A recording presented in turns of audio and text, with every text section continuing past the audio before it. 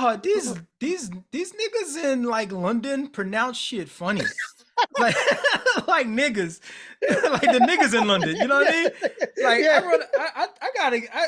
it's just so funny. Like this nigga, I was trying to hear this I was listening to the song, right? And so you got, and so mind you now, a bunch of these, you got your Ghanaians and Ghanaians and Nigerians, all of them over there, funneled over there, right? Yeah, because they go to boarding school up there, right? So they got their own dialect that's happening and mixing it with the Queen's with the Queen's English and everything. Dog, I was very interesting. Song, and I was like, I'm trying to figure out the lyrics. And there's this one part, I was like, what is this nigga saying, right? And I can't find the lyrics, right? Because it's a relatively new song. I couldn't find the lyrics.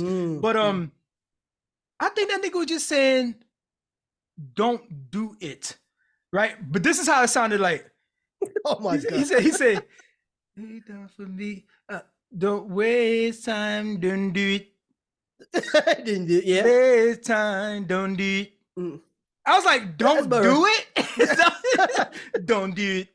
What the fuck is this nigga saying? This is my take on that, right? This is my take on this, and which I think is fairly interesting to me. But like, technically, the Queen's English is more. I mean, it's older than American English. So I'm like, are they speaking it? Well, with Africans going to boarding school, yeah, that's a whole new kind of thing, right? Bro, I think they put an R in that bit. Don't do it. I think there's an R in that bit, dog. But we probably sound funny to them, though. That's the thing, because Queen's English is, it came first. So I get you that, but I think it's the mixture of whatever their home tongue mixed with the English. Mixed with like that makes it a whole different sound. Yeah, absolutely. Crazy wild. Yeah, it's like that makes it a whole different sound. Yeah, like they still black. You know what I mean? They still black, but y'all sound wild. And you know where they're from. Like when you hear it, this is a African man who went to boarding school, speaking the Queen's London English kind of joy. Speaking wild. But they got some bangers out there. They got a whole lit culture up there. So. Yeah. Darwin, what are you doing here? It's challenge day.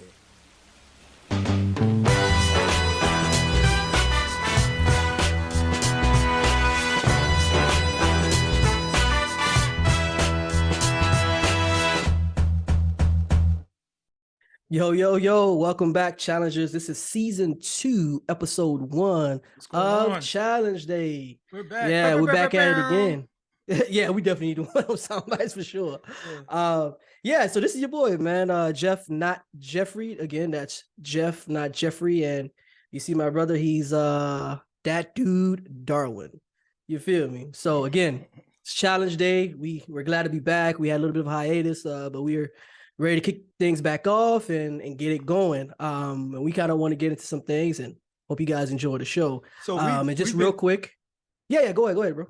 We've been gone for a while, so we will be going over briefly a bunch of the news that we missed. So just put that up front.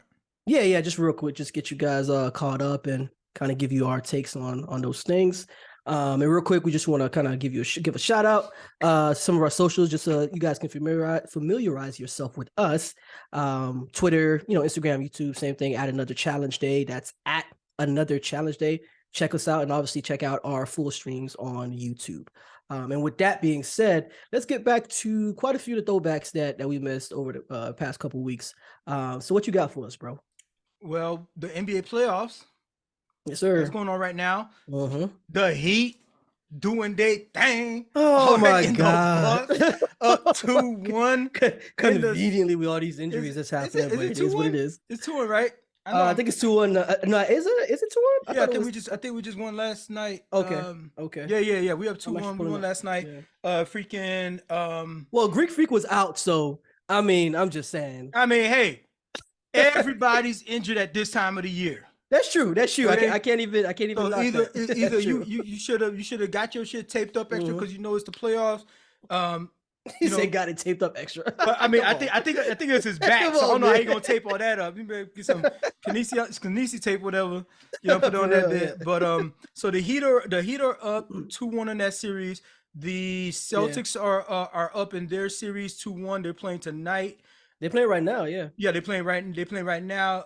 Lakers are up 2-1. Lakers can be like a little sneaky team there because during the year there was like some real turmoil, like what's going to happen? You know what I mean? Lakers is a different team in the playoffs. Are they even going to make the playoffs? That was the question. But now AD's back. He's been back for a minute now, but he's been back for a minute now, so that means he probably due for another sit down. Probably due for another sit down. So keep an eye on that series. Phoenix is when they got KD. Like, what you think was gonna happen? Come on, bro. We already know coming out the West. What you think was gonna happen? Yeah. Dog, you seen Booker? Yeah. Booker going crazy too. You see what this nigga doing?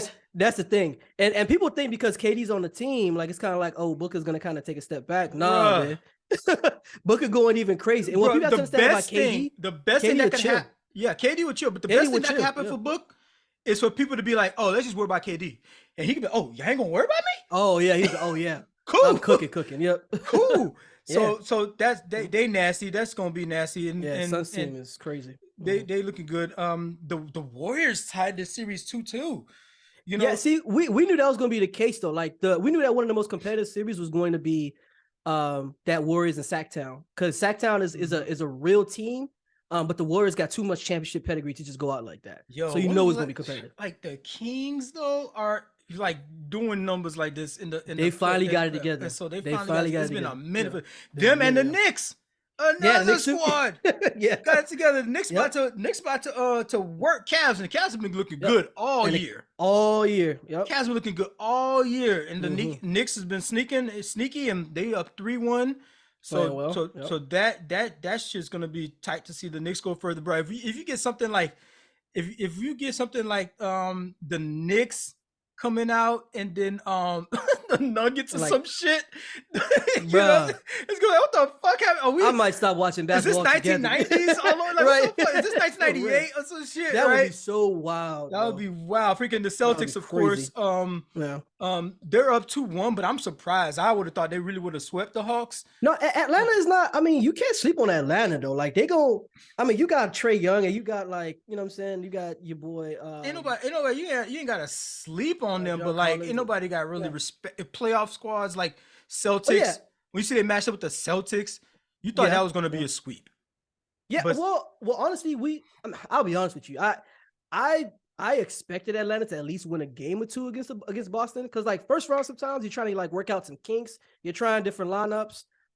You're throwing different defenders at different players. Like you're giving different guys, kind of new opportunities to kind of try out different things. Like it's more chess in the playoffs, right? So like that kind of something, but sometimes that causes like a hit or miss, right? Like depending on what you're trying to implement in the game, and good teams will capitalize on those things. So like, and I feel like Atlanta is good enough to like, yo, if y'all making some of these mistakes as far as like lineups and all that stuff, we can still a game here and there. So I kind of saw Atlanta stealing at least a game or two from Boston, and Boston like waking up and be like, okay, let's play Boston basketball for real. Like, you know what I'm saying? Well, I'll say this. Shout out to Trae Young for being voted the most overrated player in the NBA. Absolutely. By his peers.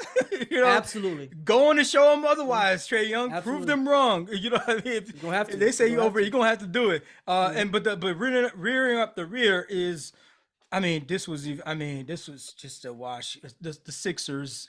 And, we knew Brooklyn. It was like, we knew that was going to be. I'll give you this. Brooklyn, like, it really held themselves together after all those trades. Mm-hmm. You know what I mean? And they made it. They made it in the play-in, and they made it past the play-in and into the playoffs. But that boy, they got Embiid. Like they got Embiid. That's a whole monster like, there, bro. That's a problem. And you ain't got nothing. You ain't got no kinds of solutions for that bit right there. So, but also that happened while while we've been gone. Well, this is still going on. The March Madness wrapped up. A local team from Miami, FAU, made it to the Final Four. Did they? Yeah, they made it to the Final Four. They made the Final Four. Yeah, that was crazy. University of Miami also made it pretty deep. But they both made the Final Four. Yep. Yeah, they both made Final Four. So it would have been. They were on the same side. Were they on the same side of the bracket? They was gonna play each other for national championship. I think they were the same side of the bracket. They were like in different. They were same region, obviously, but like they were in different kind of brackets. So they could have played each other for the final. It could have been. They could have played each other. Yeah, because it's not like they played each other. They played Kansas State and the other. Yeah, and they played UConn. The team played UConn. Yep. UConn. So that would have been, bro. Florida would have been too lit. That would have been Florida. Been too. Florida been too lit. Fucking nothing. But speaking, the women's also happened. We had Iowa versus LSU. LSU came out on top. They pretty much washed them. What they did. Yeah, because they beat them by what, like 15 or something, like 14? It's pretty much washed them. It wasn't competitive yet, and so Angel Reese put up numbers like crazy. You know, she's a double machine too. Double. But that Iowa player, what's her name? Caitlin Clark. She's definitely the best. She's definitely the best women's player in college basketball. Like she's a shooter. Yeah, you know what I mean. She's I ain't like she's the real deal. She is. And so she been balling all year, you know what I mean? So she still did well in the championship game, although it wasn't her best game, but like she still did pretty well in that one. But that was the problem though. She was their only offense. That was the problem. Yeah. She was their only offense, yeah. Now, there was a lot of fucking hype going on about this women's game before even they got to the championship round. And so because there was a lot of quality, they actually televised the early rounds and everything this time. You know, they haven't given a lot of publicity to the women's game in the past, but this one actually got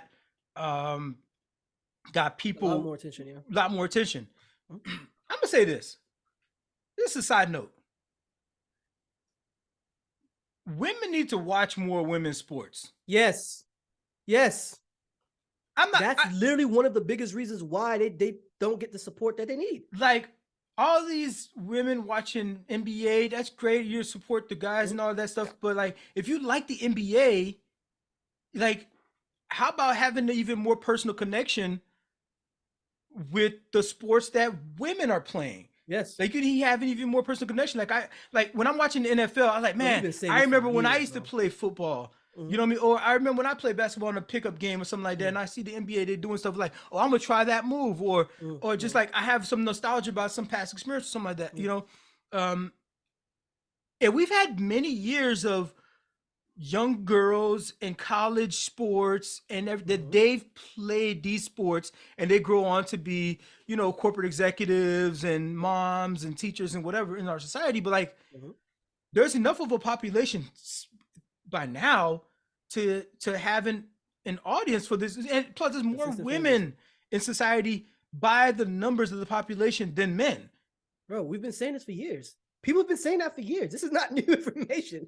We've been like, y'all women should be supporting the WNBA. Now, granted, men should be supporting it too. There are a lot of men supporting it though. But they may not talk about it, but there's a lot of men. Bro, I used to go to women's basketball games in college. Like literally, I was there. No, I know there's a lot of men supporting them, but like in terms of like the bulk of their numbers, like if you look at the NFL, for example, or even the NBA, I'm sure if you go look at the statistics of the population of who's viewing, men and women viewing like the NBA or something like that, right? It'll be something crazy like 85% of the audience is men, right? Of a particular age, probably something like 85% is men, right? So when you go look at a woman's college game or the WNBA, I wonder what the statistics are. What's the percentage of the audience that's watching this? Is it men or is women? Now, if it's still 85% men, that's a problem. I'm willing to bet it's going to be significantly still men. I'm willing to bet that's going to be the case. Now, what I could not be factoring is that maybe women. I'm going to say this, but I have I'm going to do a counterpoint as soon as after I finish saying it. Maybe women just aren't that into that sort of entertainment for themselves, right? They would rather it's obvious watch something else. They'd rather go do some other activity versus sitting down watching a basketball game, even though it's women on the screen. Now, the thing that I'm going to say to automatically rebut that is But these women that we're watching on the screen are later going to be people that can be part of the audience. So these women that could be in the audience, they played these sports themselves in the past. They played soccer. You know, they played softball. You know, or even they might have played baseball in some. And you know, if they were good enough with the junior varsity, for example, right? They could have played tennis, even, and you know, in basketball. So if you've played these things and you make up the new population of audience members, that like there should be an already existing audience of people that have this shared experience that they would watch it. I'm like, do women just not watch? What? I don't know. Yeah, I believe that is the actual reason. That is just a significant amount of women they're just not really interested in basketball unless you were like directly involved in the space. The average woman is just not necessarily interested in it. Yeah, it's just so weird. I would think the population of it to build an audience would be big enough now to the person that played college basketball, or they might have played high school basketball in a women's team, and then they just didn't make it good enough after college or something like that. But they could be like, man, I'm still interested in the sport. I like the sport. Yeah, you know, you could also think about this too as well. Like some of the women that played pro and even at the highest level in the WNBA, they're covering NBA. They're mainly covering. Yeah, but what about the person that was on the bench? What about the person that made the practice squad? Like all of them, they're not going to be in the game. That's true. Like, so you should be an audience member, right? They should be. You know, they wanted to. They didn't get qualified. Absolutely. They never got a scholarship after high school. So why is that person not watching women's basketball? It's or watching you know, women's soccer or golf, women's golf. And if they are, it should be a known thing, right? It should be a known thing. Yeah, where they're not like struggling to go to Russia and get freaking sentenced to freaking work in camp. That's part of it, right? That's definitely and all that crap. So the war in Russia is still going on. That's another thing, real quick. Yeah. Just in case if you guys weren't aware. The war in Russia is still going on. So we've been on break. Russia is gaining back ground that the Ukrainians were that Ukraine was able to hold off for a while, but now Russia is doing some numbers. There was a leak recently from some kid that he had access to some secret docs and stuff, and this kid was just posting this joint on like a fucking game chat, just a game chat, not for money.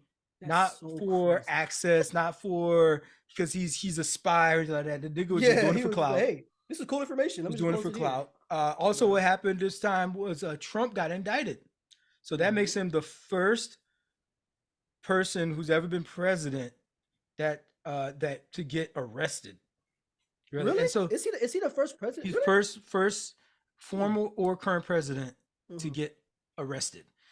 And by arrested, you know, he didn't have no handcuffs, he had no mugshot, but he was formally indicted. He's listed as a co-defendant now on a criminal case. So that happened, and this one is for the like this one. Let's see, out of all the crazy things, out of all the things that this dude can be indicted for, so there's a list. This dude has a list. There's the Georgia phone call that y'all might have heard where he's like, can you find me? Remember that. Can you find me some votes? Right. I'm gonna need y'all to give me these votes. Right. Trying to coerce him to do that. There's I remember that. There's the January 6th thing.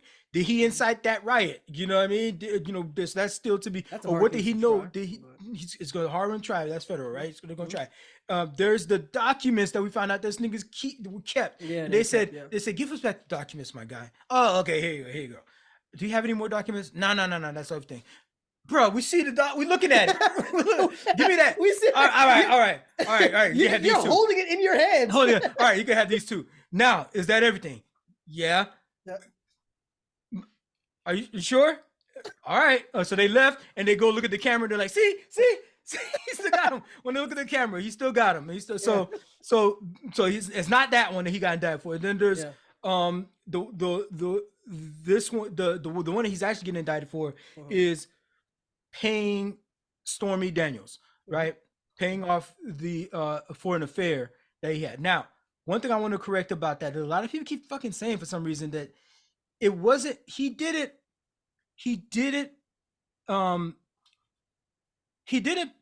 go to Stormy and say, hey, I'm about to be president. I'm about to try to be president. Here's some money so you could not.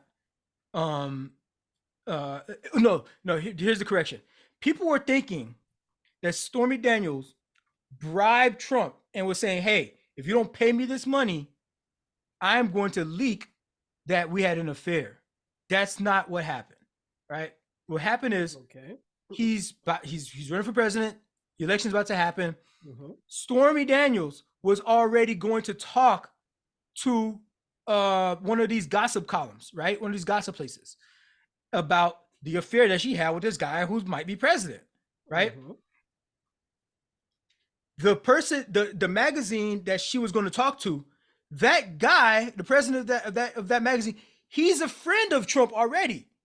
So he goes to Trump. He's like, hey, I got this story that this person is trying to sell us. Piece of information. Okay. I got the story this person's trying to tell us. Like, I can suppress it. It's called catch and kill. This is what catch and kill is.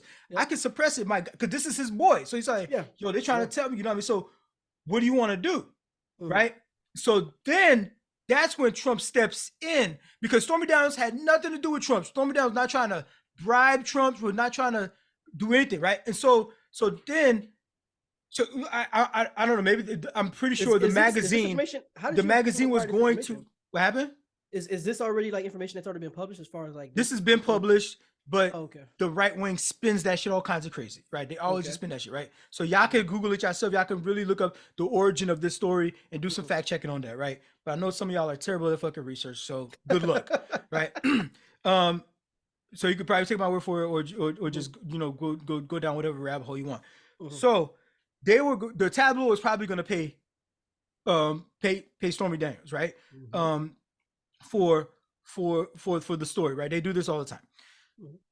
And so Trump set it up so that Michael Cohen, right, his personal bag man, pretty much, that handles these things for him, right?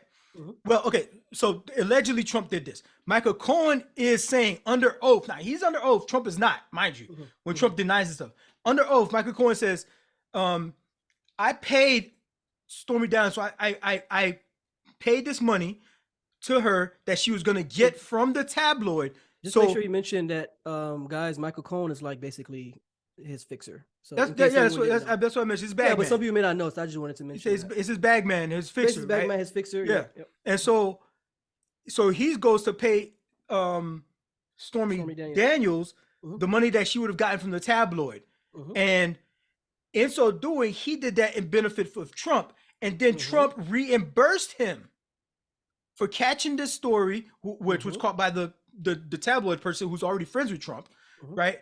But Michael Cohen was the one to be able to take care of it, so that Trump is out of the picture. It doesn't. Now the thing Michael Cohen says, like, Trump never explicitly said, "Hey, pay this woman this money to do this thing for me," because Trump doesn't talk like that. Trump says something like, "Dang, could you believe the story is about to be this woman? I wish somebody could just make this go away," right? Oh well, and goes and has his tea. That's already cool for what needs to be done. And that's it. Yeah. That's all he said. So there's no way to prove explicitly that Trump said do it. But Michael Cohen goes and pays Stormy Daniels this money. Michael Cohen did some funny business with his own freaking mortgage, and he took out a something on a second mortgage or something on his home to be able to get the money to pay her, right? But then he gets reimbursed by Trump, and it happens to be all the checks add up to the amount of money that he used to pay her. So this is like, he's like, yo, this is signed so delivered that he was paying me to pay her. Ex facto, he's paying her. And so Trump doesn't file any of this as in like, I paid to, so that would be the business fraud, because he does is what he's getting charged with now, because he didn't say I paid to catch and kill a story. You could say or however much, but he didn't account for it at all. So this money just disappears, right? And he doesn't account for it. And so that means if this was to protect his campaign, he didn't file for it to protect his campaign, or it was a campaign expense. He didn't say it was a campaign expense. So he's funneling this money, and and so apparently that's illegal, right? He's using this money to pay this person what he didn't file it. So a lot of people are saying that this is the weakest case, right? So what is this claim that he was using campaign funds though? Where is that coming from? If that's because based on what you're saying, obviously the money came from different. I don't know. I don't know if that's so. The thing is that he's a perpetual campaigner, you know. Okay. So he's always got some money coming in either from the merch or whatever he's doing. So I'm not sure exactly where he's claiming that the money came to pay her, or he's saying he didn't pay the money at all. I'm not sure what the defense is. They haven't really put the defense out like that. They're just right now saying that, oh, it's a political hit job. But I don't know all the full details of that. But the point is, folks are saying that this is the weakest case, and that's another thing I want to correct the record on. It's not that this is the weakest case. This is a pretty clear, strong case. But what they mean when they say the weaker case, which people are doing this on purpose to muddy the waters, they're saying that out of all the litany of shit that we just listed that Trump could be indicted for, some big heavy stuff, this is like the most slap on the wrist type of thing. Not to say that it's not illegal. So let's say if it's just a fine, no jail time, is it illegal? That's the question. Mr. Lawyer, yes or no, is this illegal that what he did? And you see it's illegal? All right. So if this nigga had a unpaid parking ticket, right? And he got indicted for that, right? And we're talking about arrested for that, he'd stand trial for that. Now you say, yo, you talking about all this stuff with Russia. You talking about all this stuff with the documents and all this stuff with Georgia, and you're gonna indict him for a parking ticket violation? That's the weakest case. That's what they're gonna say. But is it illegal? Yes, it's illegal. Yes. All right. Yeah. That's what you got. So that's what you mean. That's what you mean by you saying you would rather see him go down for some major. And here's the thing. Hate to spoil it for you. Those other ones are coming. Then what you finna say? I mean, yeah. That's it's they coming. It's a way to catch him, right? To like, okay, we've caught him in our web. Now we can, but it's not, I wouldn't even put it like that. I wouldn't even put it like that either, because they're not the different prosecutors can't collude. You know what I mean? On some shit like that. Yeah, sure. They got. That's not to say it's not happening though.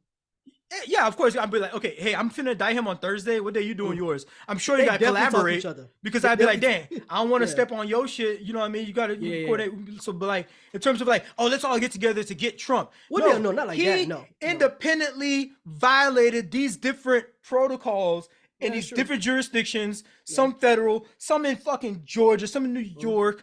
You know, some in Florida.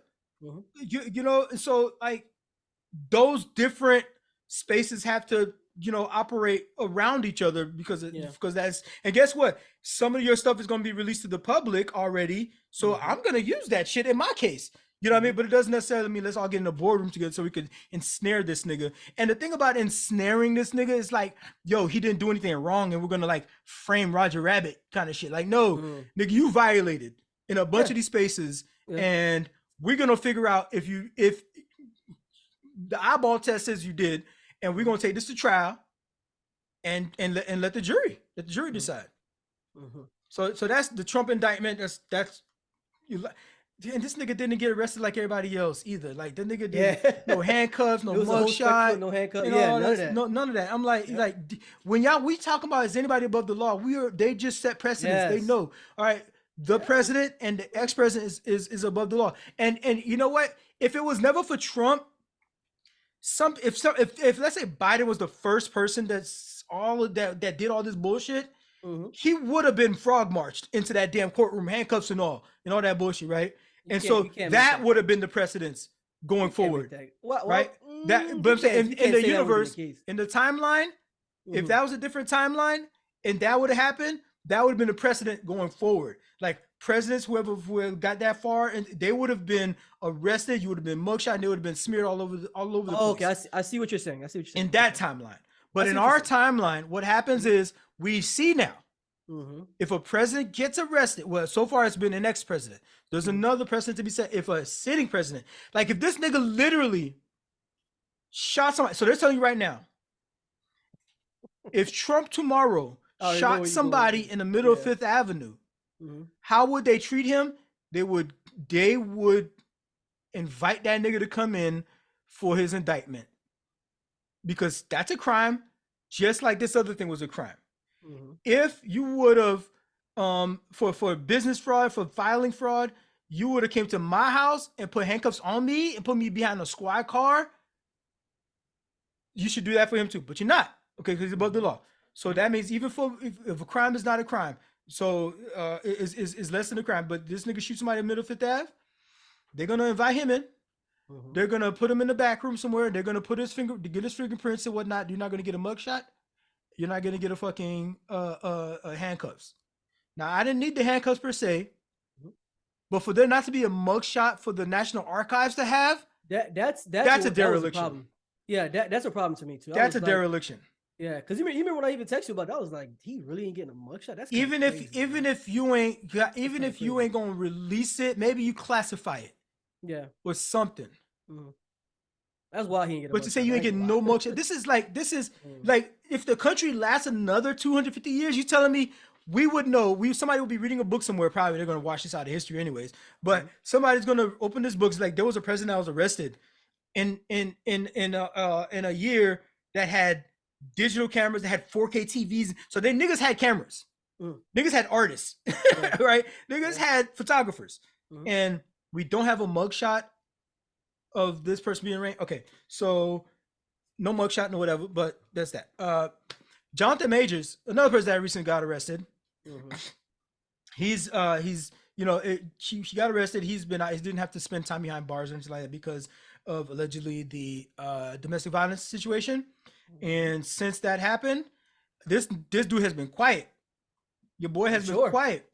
I'm sure. But his attorney has been speaking and been putting out like, these statements that are like really not the mic drop that they think they is. Like the attorney's kind of bringing weak sauce. But the thing is like the attorney is doing this public opinion shit. Like why are you talking to us? Like what's going on in court? Like that's like the public doesn't make up the jury. If this is going to some sort of trial or whatever. But it may help the case though. How? It's not supposed to. You're supposed to take only what evidence is presented in court. If you're the jury or the judge, but it's in terms of what he's trying to do, he's trying to save his acting career at the same time. Because he's acting as part of his PR team. True. Now, there's been more accusers apparently that have come out recently. I haven't read up on all those stories, but it ain't looking good. A, it's not looking good that you had the one that's so public, and B, new people coming out. C, we're not hearing from you, like in terms of and I don't know how convincing it would be, but in terms of like making a difference for everybody, but it'll make a difference to some. But it looks to me like you're like, yo, let me keep my head down and not and hopefully this will blow over kind of thing, and not really addressing your bro, did you do this or not? Like or something. All right. Having, like you mentioned, possible like more accusers possibly coming forward. Obviously that's not gonna help your case if that is something that is actually happening. And number two, I kind of want to throw this at you as well. Like maybe looking at it from a different lens, do you think there's an element of like women who just may see it as an opportunity? Nope, I don't see that at all. I don't see it at all. No woman has ever come up because of accusing somebody of sexually harassing them. No woman has ever came up because of that. They might have been on the TV a couple of times. They might have done an interview on Breakfast Club somewhere or something like that. But it's not necessarily come up. But to get a quick bag.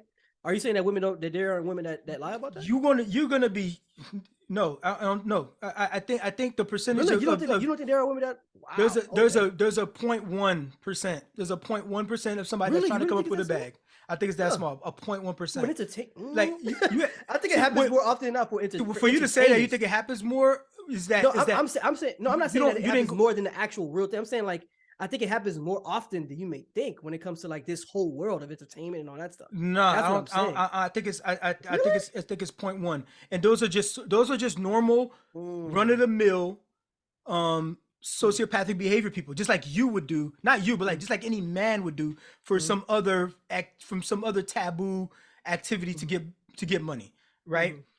Along that line. So just like it's equal, like it's just the way. Okay, so Cardi B used to drug dudes instead of their back. So like, but like men rob people all the time too. So it's like it's the same level. So just the same way you saying what's a certain amount of people that would lie about this thing, about this about being a victim of sexual harassment to get a bag, like the publicity that comes with that, the negative publicity that comes with all that, and the people that's going to talk shit about them, especially the way these past couple of years have been with people like, especially the manosphere has really been digging into these women that are called so-called, these false accusers. When they get one that's a false accuser, they go in on them. They go in on. So ain't no woman that is like living her normal woman life wants to get a bag that bad, right? Because it's going to ruin all kinds of future prospects for them. The other thing is that so a lot of times there's these women that are already up. When I say want to come up, they're already up. It would be best for them to not say nothing at all, if anything, because their career is already good. They don't want to freaking be tied to it. They put it out their mind. They go to therapy about it. They don't, at all. But that's interesting. That's interesting. But interesting. There's a greater cause for them. They're like, you know what? Like, I'm going to jeopardize my own well-being, but this is the truth of what happened. I know my truth. And they join a lawsuit that inevitably snowballs into what we have is a Bill Cosby. Because it was one, then two. I'm not equating I was like, I don't know how. Wow, that would be a very ungenerous way to listen to what the last thing I just for me to accuse Jonathan. That's why I just wanted to make sure. That's why I wanted to make sure. I'm not saying that, but I'm saying, but we should take lessons from that because a lot of people were still on the Cosby train. That's true. Early on, they were still on Cosby train, and like, not to say that I jumped off that quick, but because of that sentimental connection to like what. And all that. But like at the same time, it's like. Certain amount of and imagine Trump has the same kind of things, and people been trying to come for him. You know what I mean? Ain't none of them land, but people been trying to come for him, and he's paid out settlements to these laws. So maybe maybe one or two of those was looking just for a payout. Who knows, right? But when a nigga says grab him by the pussy, dog, I'd be like, you know what? That nigga might be. That nigga might be the type. He might be a wild boy. He might be the type to. He might be a wild boy. You know what I'm talking about? And even Bill Cosby in his stand-up, that dude was like talking about quaaludes and talking about giving to people and stuff like that. He said some wild stuff in his stand-up. He was wholesome dad on TV, but his stand-up had some wild stuff in Brandon, so it's like, yo, my G. Because now, tying that into now what I know now is like, the bridge is connecting, and you're doing the connection. This is the thing that makes it interesting, though, is because like what it tells me is that it was a lifestyle, though, not just for the men, but for the women as well. So it's kind of like you talking about Cosby? You talking about Cosby? No, I'm talking about just the whole like 80s, 90s era when they were partying hard. But see, that's a way to brush away people that weren't. Oh no, I'm not saying that. I'm just saying it's not something to ignore. That's what I'm saying. No, it's not to ignore. So okay, but how about this? That's all I'm saying about. If a situation happened and there's 30 people come out, there's about 5, let's say minimum 5 that truly had that experience. That was not partying with you. That was not part of that culture. That again, you got them slipping because your tire was flat and you thought they could help you repair your tire or some shit like that. Next thing you know, you're a victim or some shit like that, right? And so there's even one is bad enough, right? So let's say even with this, whatever's happened with Jonathan Majors, let's say all those accusers, you have like 10 of them and 9 of them are fake. 9 of them are fake. But there's one that he really freaking did a number on. Right? It's still, it was just. So should we say we forgive Jonathan Majors because see all those fake accusers, but there's one real one in there. What if there's one real one in there? Yeah, I mean, if there's one real one in there, then we're all still gonna. It's a wrap.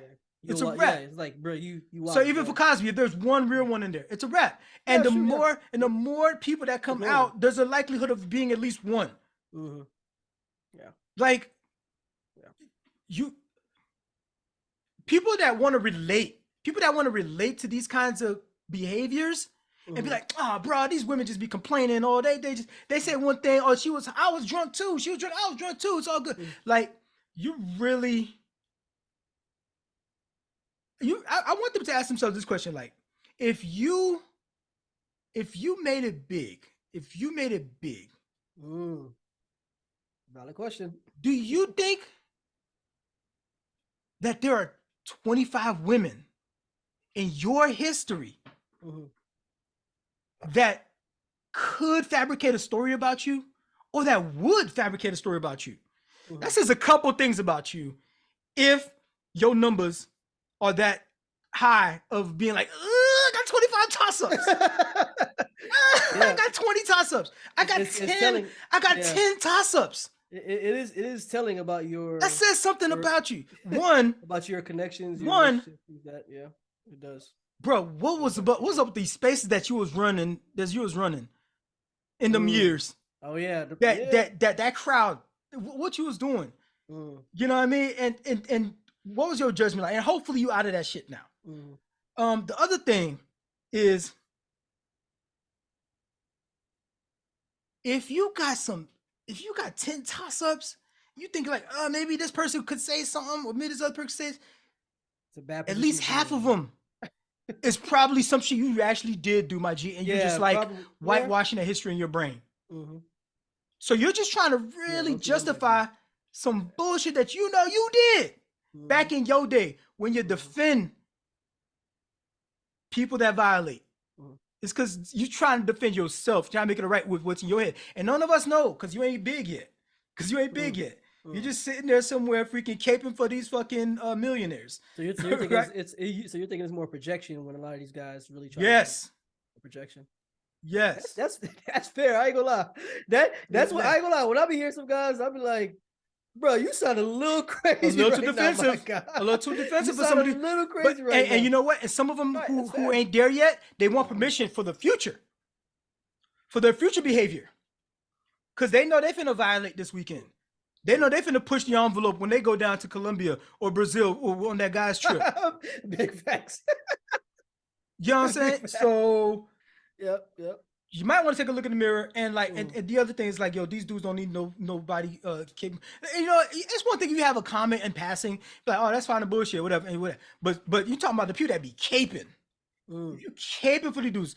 I'm looking at you sideways. You know what I mean? I know you're up to something. You might have been up to something. You're projecting.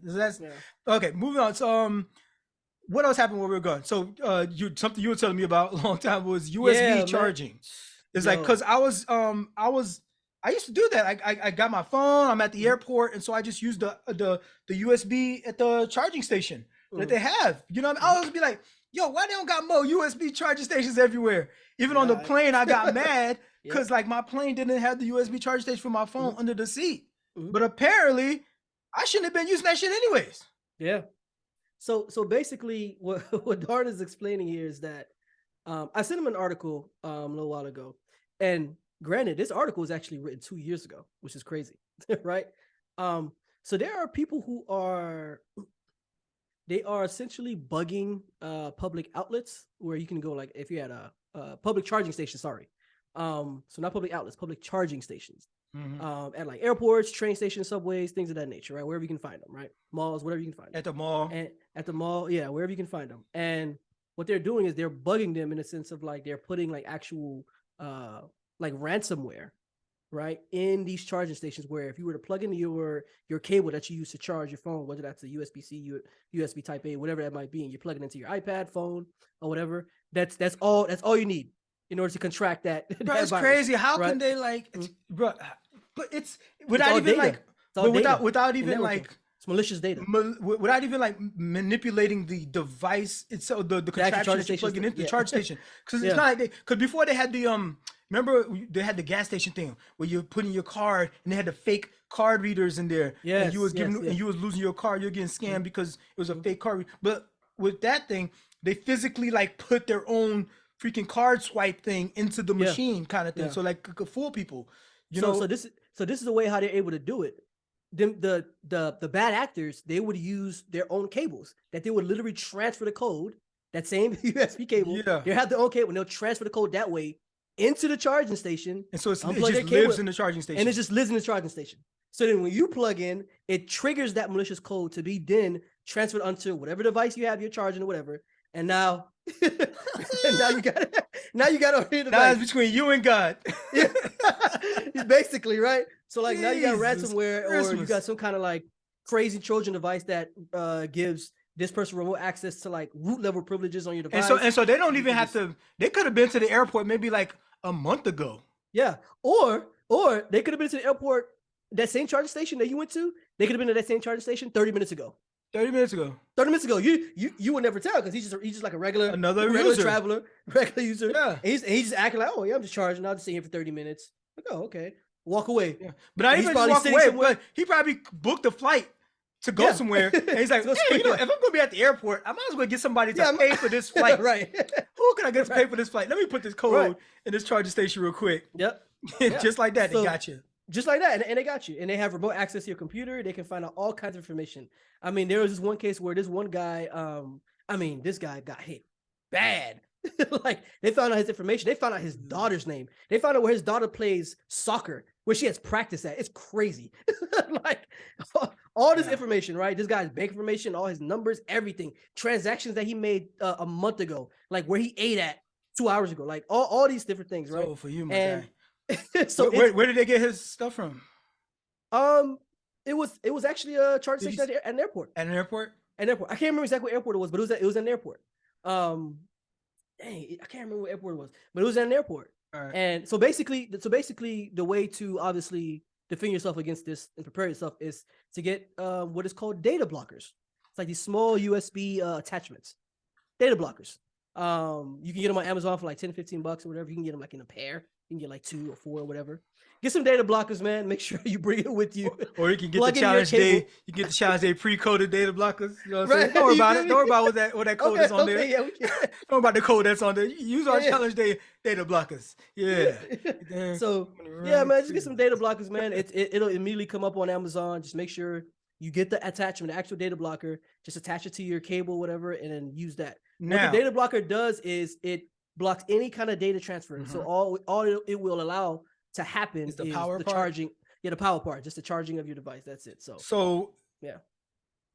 At my job, they gave us a notice about this. Yep. And they told us that they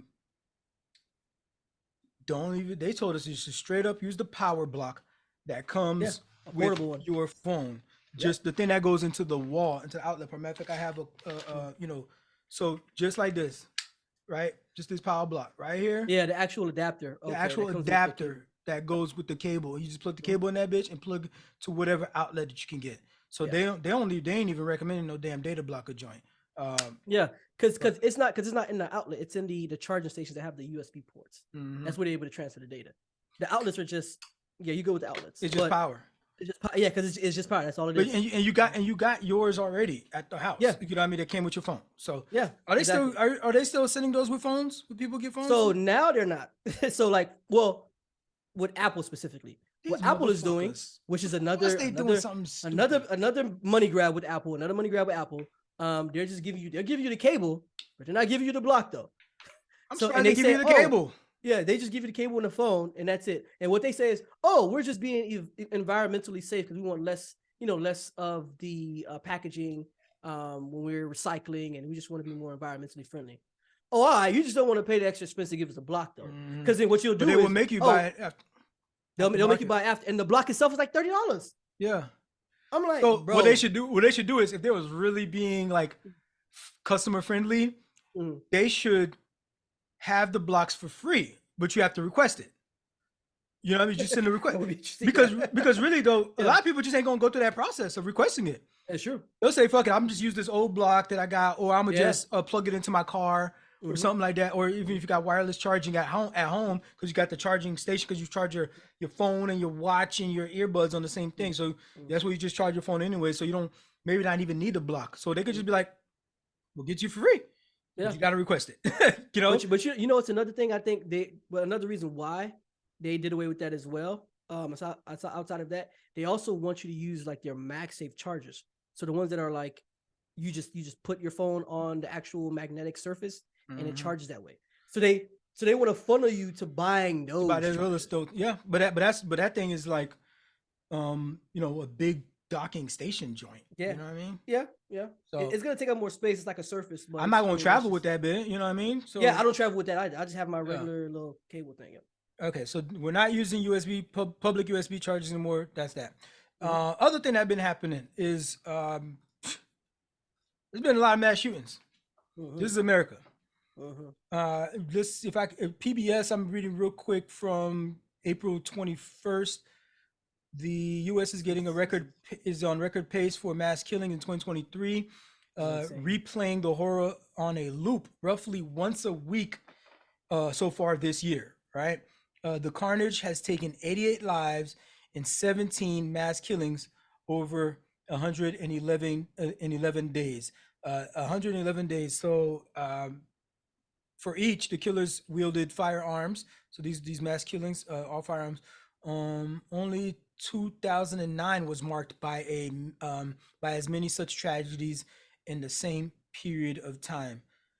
So yeah, 88 in 111 days. There was a point in January where we had more mass killings than there were days of the year so far. So it was something like, it was January 15th or something like that. We had like 18 mass killings or something crazy like that, right?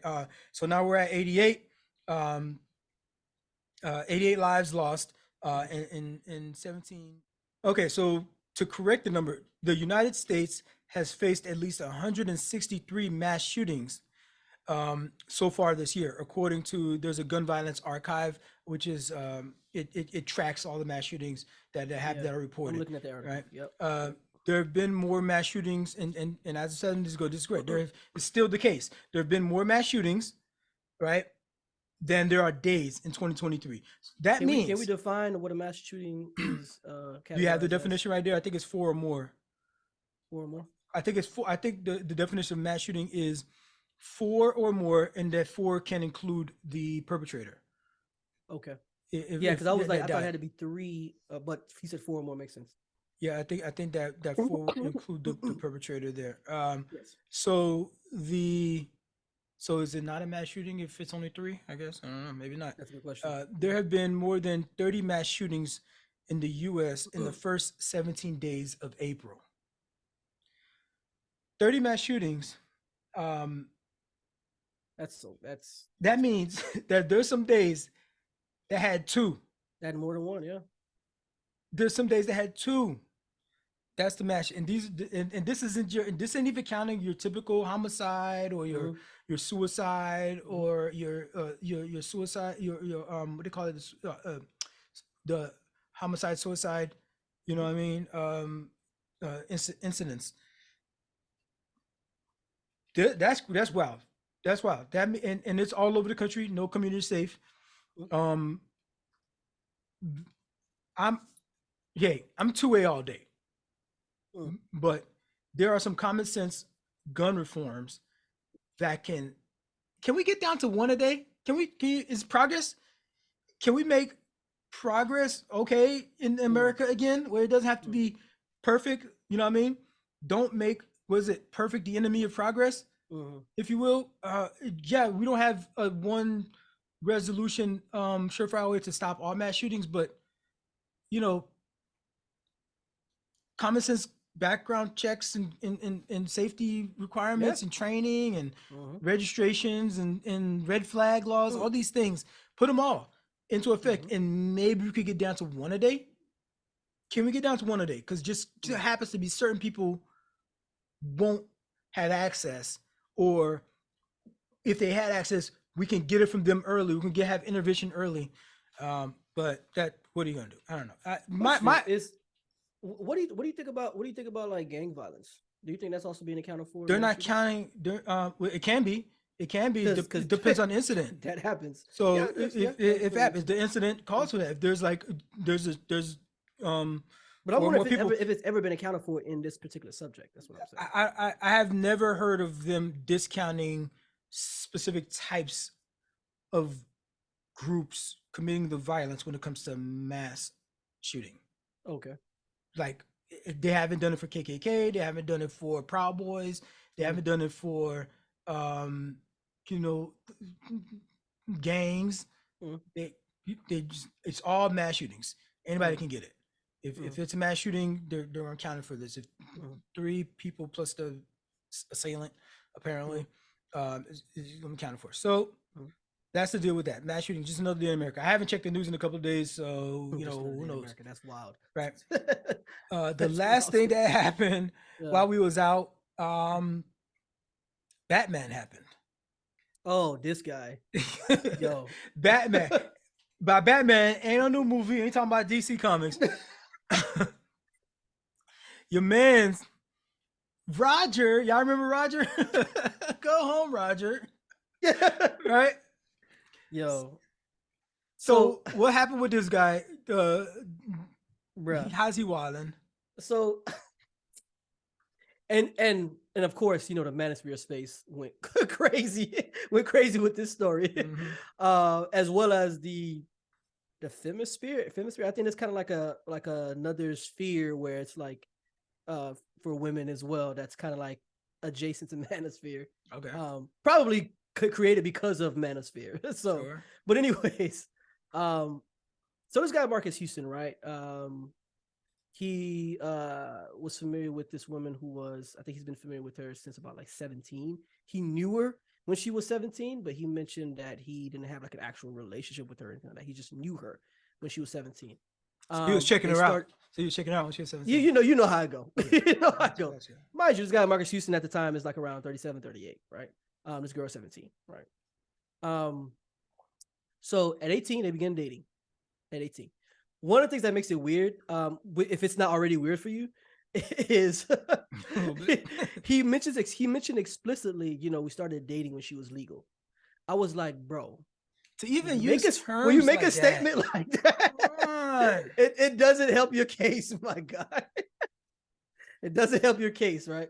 So they started dating. They actually started dating when she was 18. They ended up getting married when she was 19. And they actually just welcomed their first daughter. I think they only have a daughter. They welcomed their daughter December 2021. Okay. Right.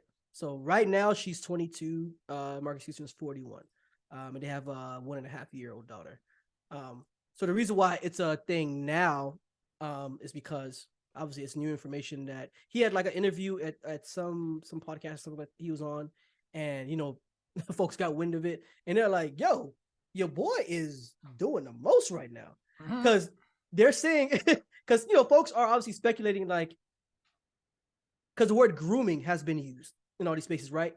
And they're like, bruh, he said that he knew of her at 17, but it's like, we kind of know you was people who probably even before peeping her. Bro. Yeah, come on. Wait, that countdown time, that countdown. Like, countdown. To immediately start dating her when she's 18, bruh, it kind of implies that you've been peeping her for a minute, bro. And like, let's keep it a beam, bro. Like, if you are interested in a woman, you're gonna be checking her out for a bit.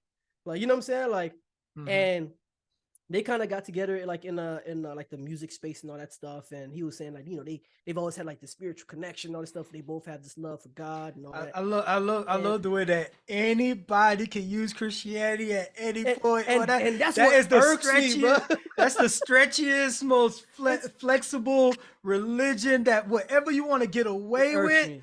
Whatever you want to get, just be like, about faith in God. I'm like, why don't you say that about spiritual connection?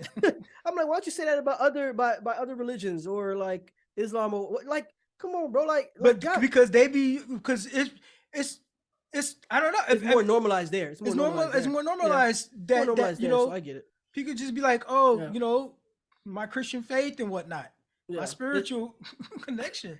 But it's just like, it's like, bro, like you're making us look crazy, bro. Like for real, like and doubly with that, as far as my faith, but also just being a black man, right? It's like, man, come on, bro, you making us look crazy. Just a side note, real quick side note. Yep. Like slave owners really identified and used the Bible to justify parts of the Bible, not the whole Bible. They created their own Bible. Hey, they created their own Bible. They side note to justify they literally created their own Bible out of the Bible that whole institution was. So I'm just saying, Christianity has been used by some actors, bro, that manipulated in a way to support their cause. Sure, that's true. Sure, people have absolutely used. It's just like any kind of information that you get. People have absolutely used. Bad actors have used readily available information to support whatever cause that they have. That's just any information that you come across. I'm just saying. Right. It is what it is. Because another thing that people don't talk about is that many of the abolitionists who fought to abolish slavery were Christians. Okay, so Jeff, but I'm just saying. How did they get the Christianity? Well, that's a whole nother subject, though, right? Like how it got here. And okay, we're talking about Batman. So, Marcus Houston.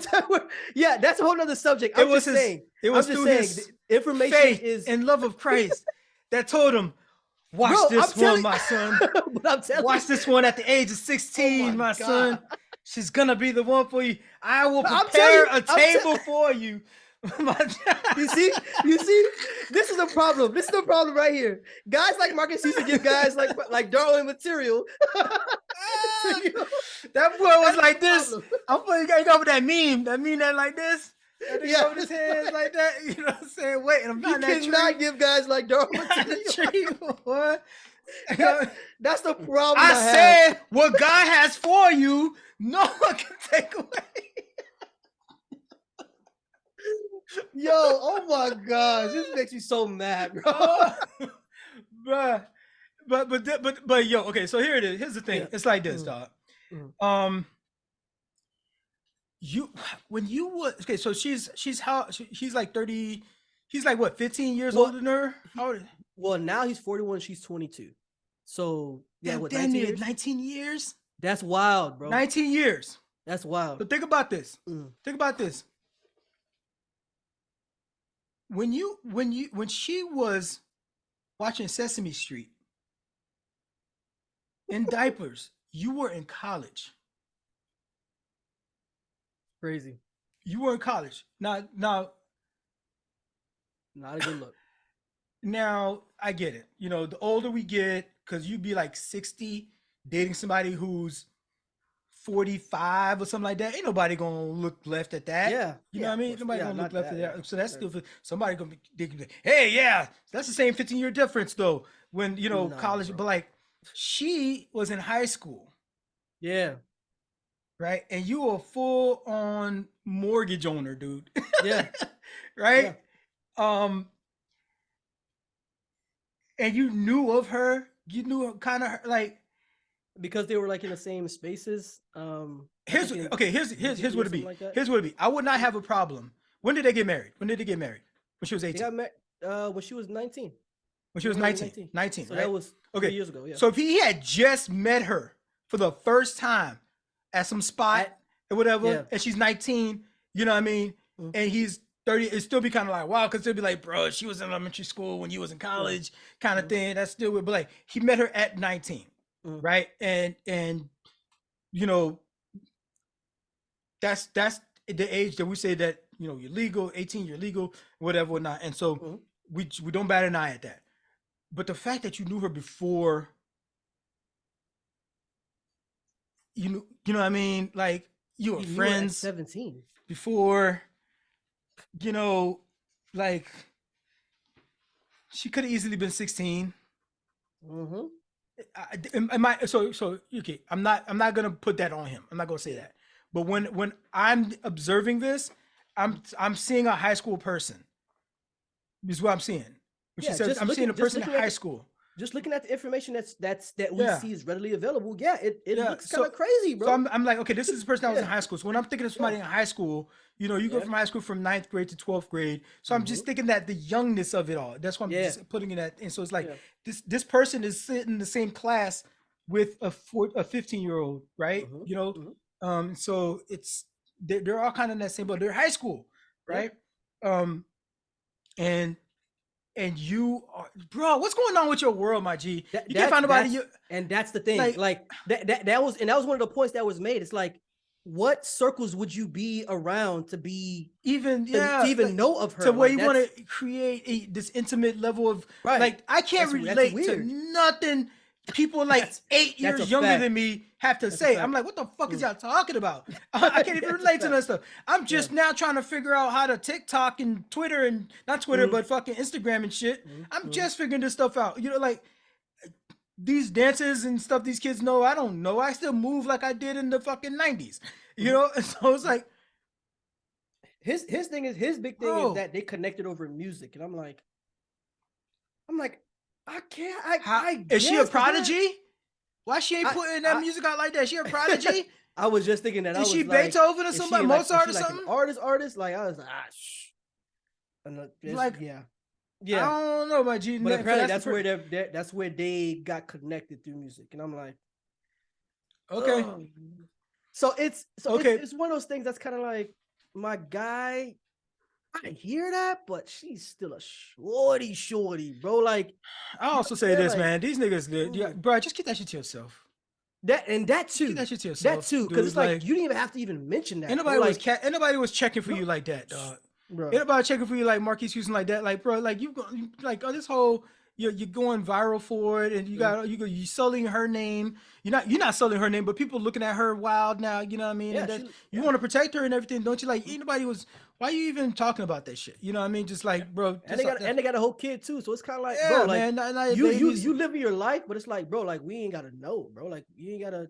Why do you feel like you had to share that? Like, and that's what makes it even weird. It's like, you felt. Yeah. You then drag Christianity down with that too, with the bad PR. You know, like, come on, bro. Like, it's, you know, that it, like, you know, it's one of those things like it's one of those things like when you're sharing information with someone, and as you're saying it, you're starting to realize how crazy it sounds at the same time, and you're kind of like trying to get that back in. I can't get that. I can't get that. Can't get that back. Yeah, and it's like, come on, man. Like, that's. Obviously no one's condoning that, but it looks really bad, bro. That's crazy, bro. Like, I can't even fathom. I can't even imagine it in my mind. You know what I'm saying? Yeah. Like, bro, like, you could low-key be like a grandfather. You know what I'm saying? Like, with that age, you know what I'm saying? Like, that's bro, that's crazy, bro. Like, that looks so crazy. That's supposed to be like your daughter. Yeah. At that age. Your daughter's going to college at that age. You know what I'm saying? Like, and that's what I was thinking. His own daughter. His own daughter. And I was thinking, so initially when I first heard the story, I was like, does he have a daughter that might be friends? Like, that's literally the first thing that came to my mind. Yeah. But when I realized that wasn't the case, I was like, oh. Hey, but that August Alsina and Jada had a crazy spirit too. But the thing is, he was a grown dude at that time. When we heard about it. He was grown. It was not like, I mean, unless, I don't know. Actually, no, he's grown. He's grown. Yeah, because even though he was friends with. What'd you say? Go ahead. I'll let you finish. Dang, I didn't want to give you that one. I'll let you finish. Go ahead. You got it, Floor. Dang, I didn't want to give you that one, but I got to keep it G. He was friends with Will Smith's son, right? He's got a whole name. His name is Jaden. He was. And Jaden at the time was 18, I think. 18 or 19, whatever. But August Alsina's like, I don't know, he's like mid-20s, like 25, 24, 25 or something like that. I don't know. But like, they might have been friends for a minute, and that's what I was gonna say. They might have been friends for a minute. So you trying to give Jaden already 18? That boy could have been no, because you're right, because August was considered like a family friend. Yeah, so it implies that he was around for longer than that time. So that's true. But he was still an adult, so it's kind of like, okay, but at least when we find out about the, but it could still be kind of grooming. I don't know, maybe it's grooming. It's still be grooming. I'm not accusing anybody of anything, but I mean, honestly, like, even with that situation, I kind of like got that vibe too with the Jaden August. I was like, it could kind of seem like that a little bit. So, you know, just one of those things, I guess. But yeah, it's just, all of it is just like, yeah, that's like, y'all really wilding. Like, people doing some wild stuff. So that's basically the gist of that whole situation there. And that's all the news. You're all caught up. You can go back to sleep now. What up, fam? It's Darwin, the guy that was just talking. First off, thanks for watching and supporting the show. But I gotta give y'all some homework. Your challenge, if you choose to accept it, is to interact with the show. That means 1, hitting that like button, because I know you like our stuff. 2, make sure you subscribe so we can swim our way up your timeline whenever we drop new content. The third thing, please share the channel with your friends. Maybe they'll learn a thing about a thing or two. Oh, last thing, we're over here talking about what y'all talking about. So go ahead and carry that conversation on into the comments. We be up in there too. All right, so let's talk about the state of Black America and the state of Black Americans in general. So the National Urban League and SPLC, so the Southern Poverty Law Center. Yeah, Southern Poverty Law Center. They have a signature report that they release every year. It seems to be around the same time. What is this? Beginning of second quarter of the year, in April. And this particular report is exactly what the title is. The state of. I'm sorry. Third quarter. What if you're going by government time? Yeah, I was going by government time. The third quarter. So they obviously release this report annually around the same time, just kind of giving like a macro level of just the state of Black America, because we know living in America, it's really two Americas for real. So let's just keep it a beat. All right. So what we're going to actually obviously discuss here is this report and what has been shared in this report.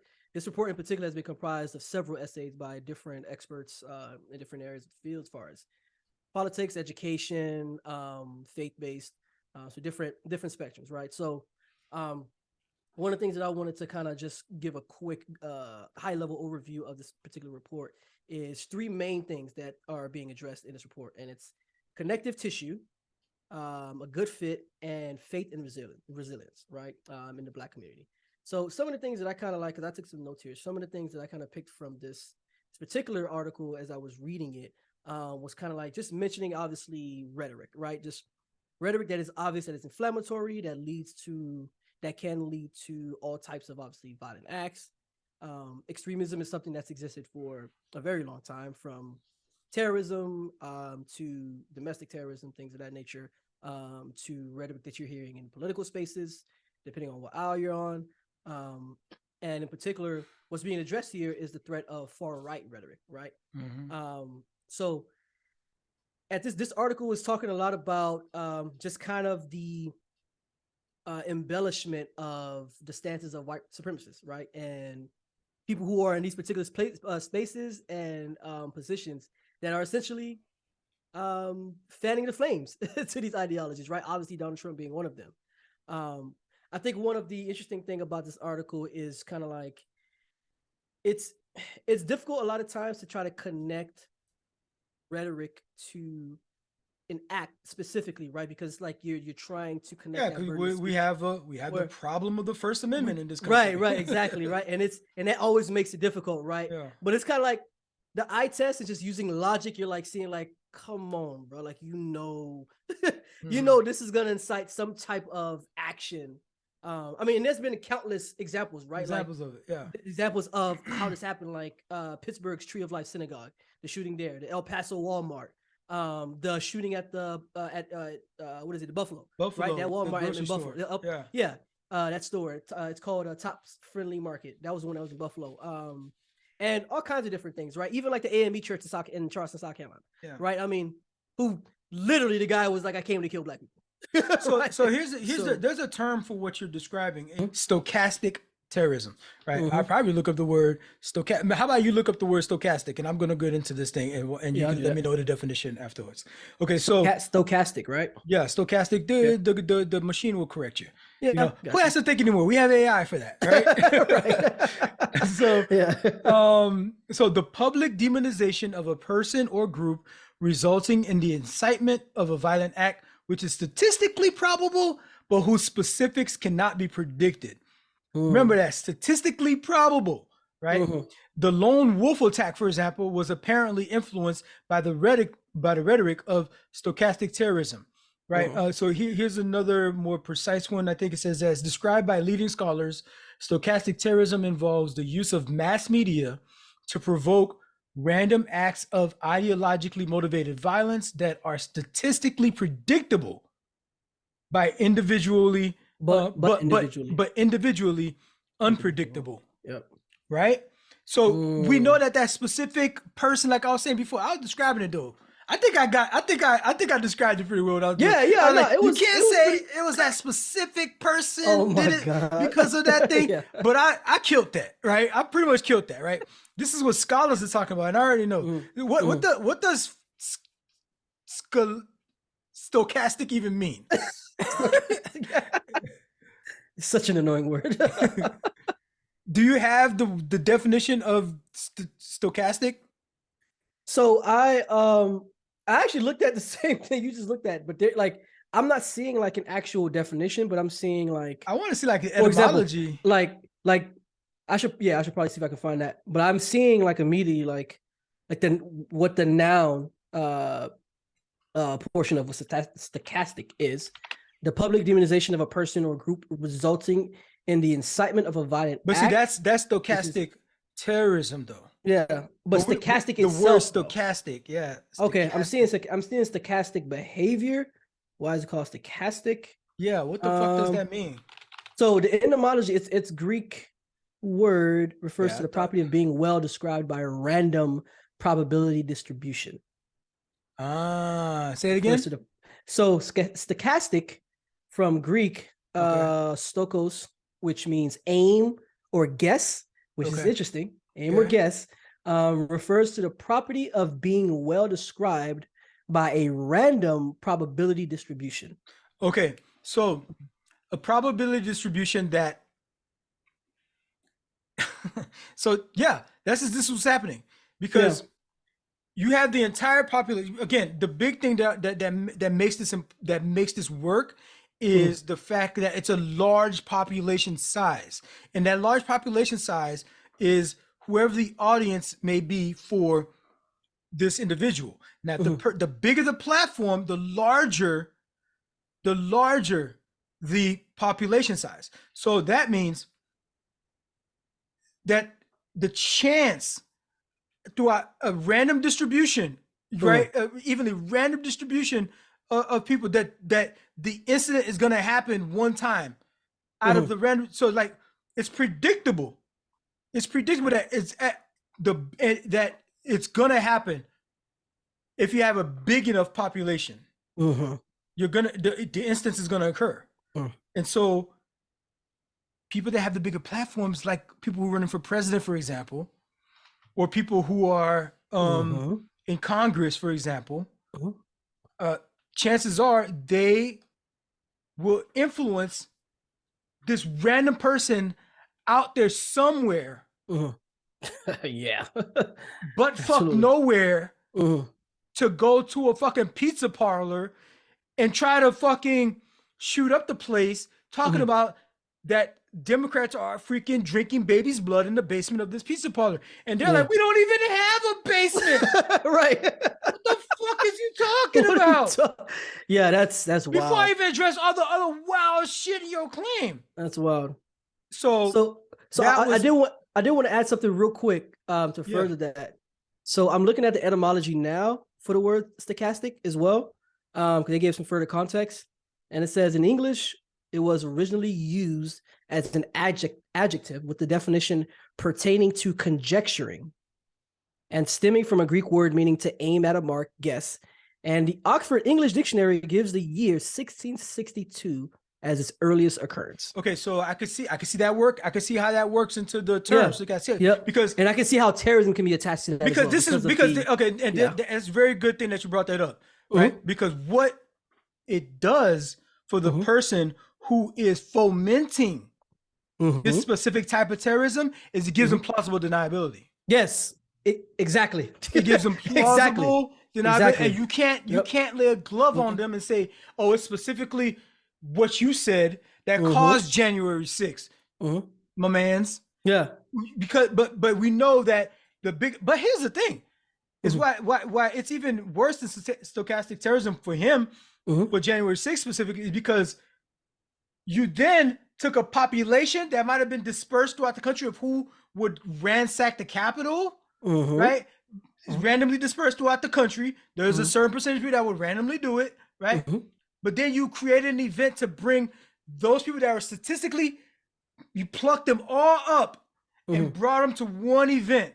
So what does that mean? That means that event, it's all probability at that point. It's probable. Yeah. It's 51%, which is greater than the coin toss. That some shit was gonna pop off on January 6th if you got them all to come to this location. So the whole country we're talking about, these people came from every fucking where. Yeah. You plucked them because they might not have done it in their city, they might not have done it in their state, but you plucked them all. They all had the same mentality, right? That could be a lone wolf here and there, but they were all lone wolves in a small pen that is DC. You got all those lone wolves. And that's And even in that lone wolf population, it's not gonna be 100%. I'll give you that.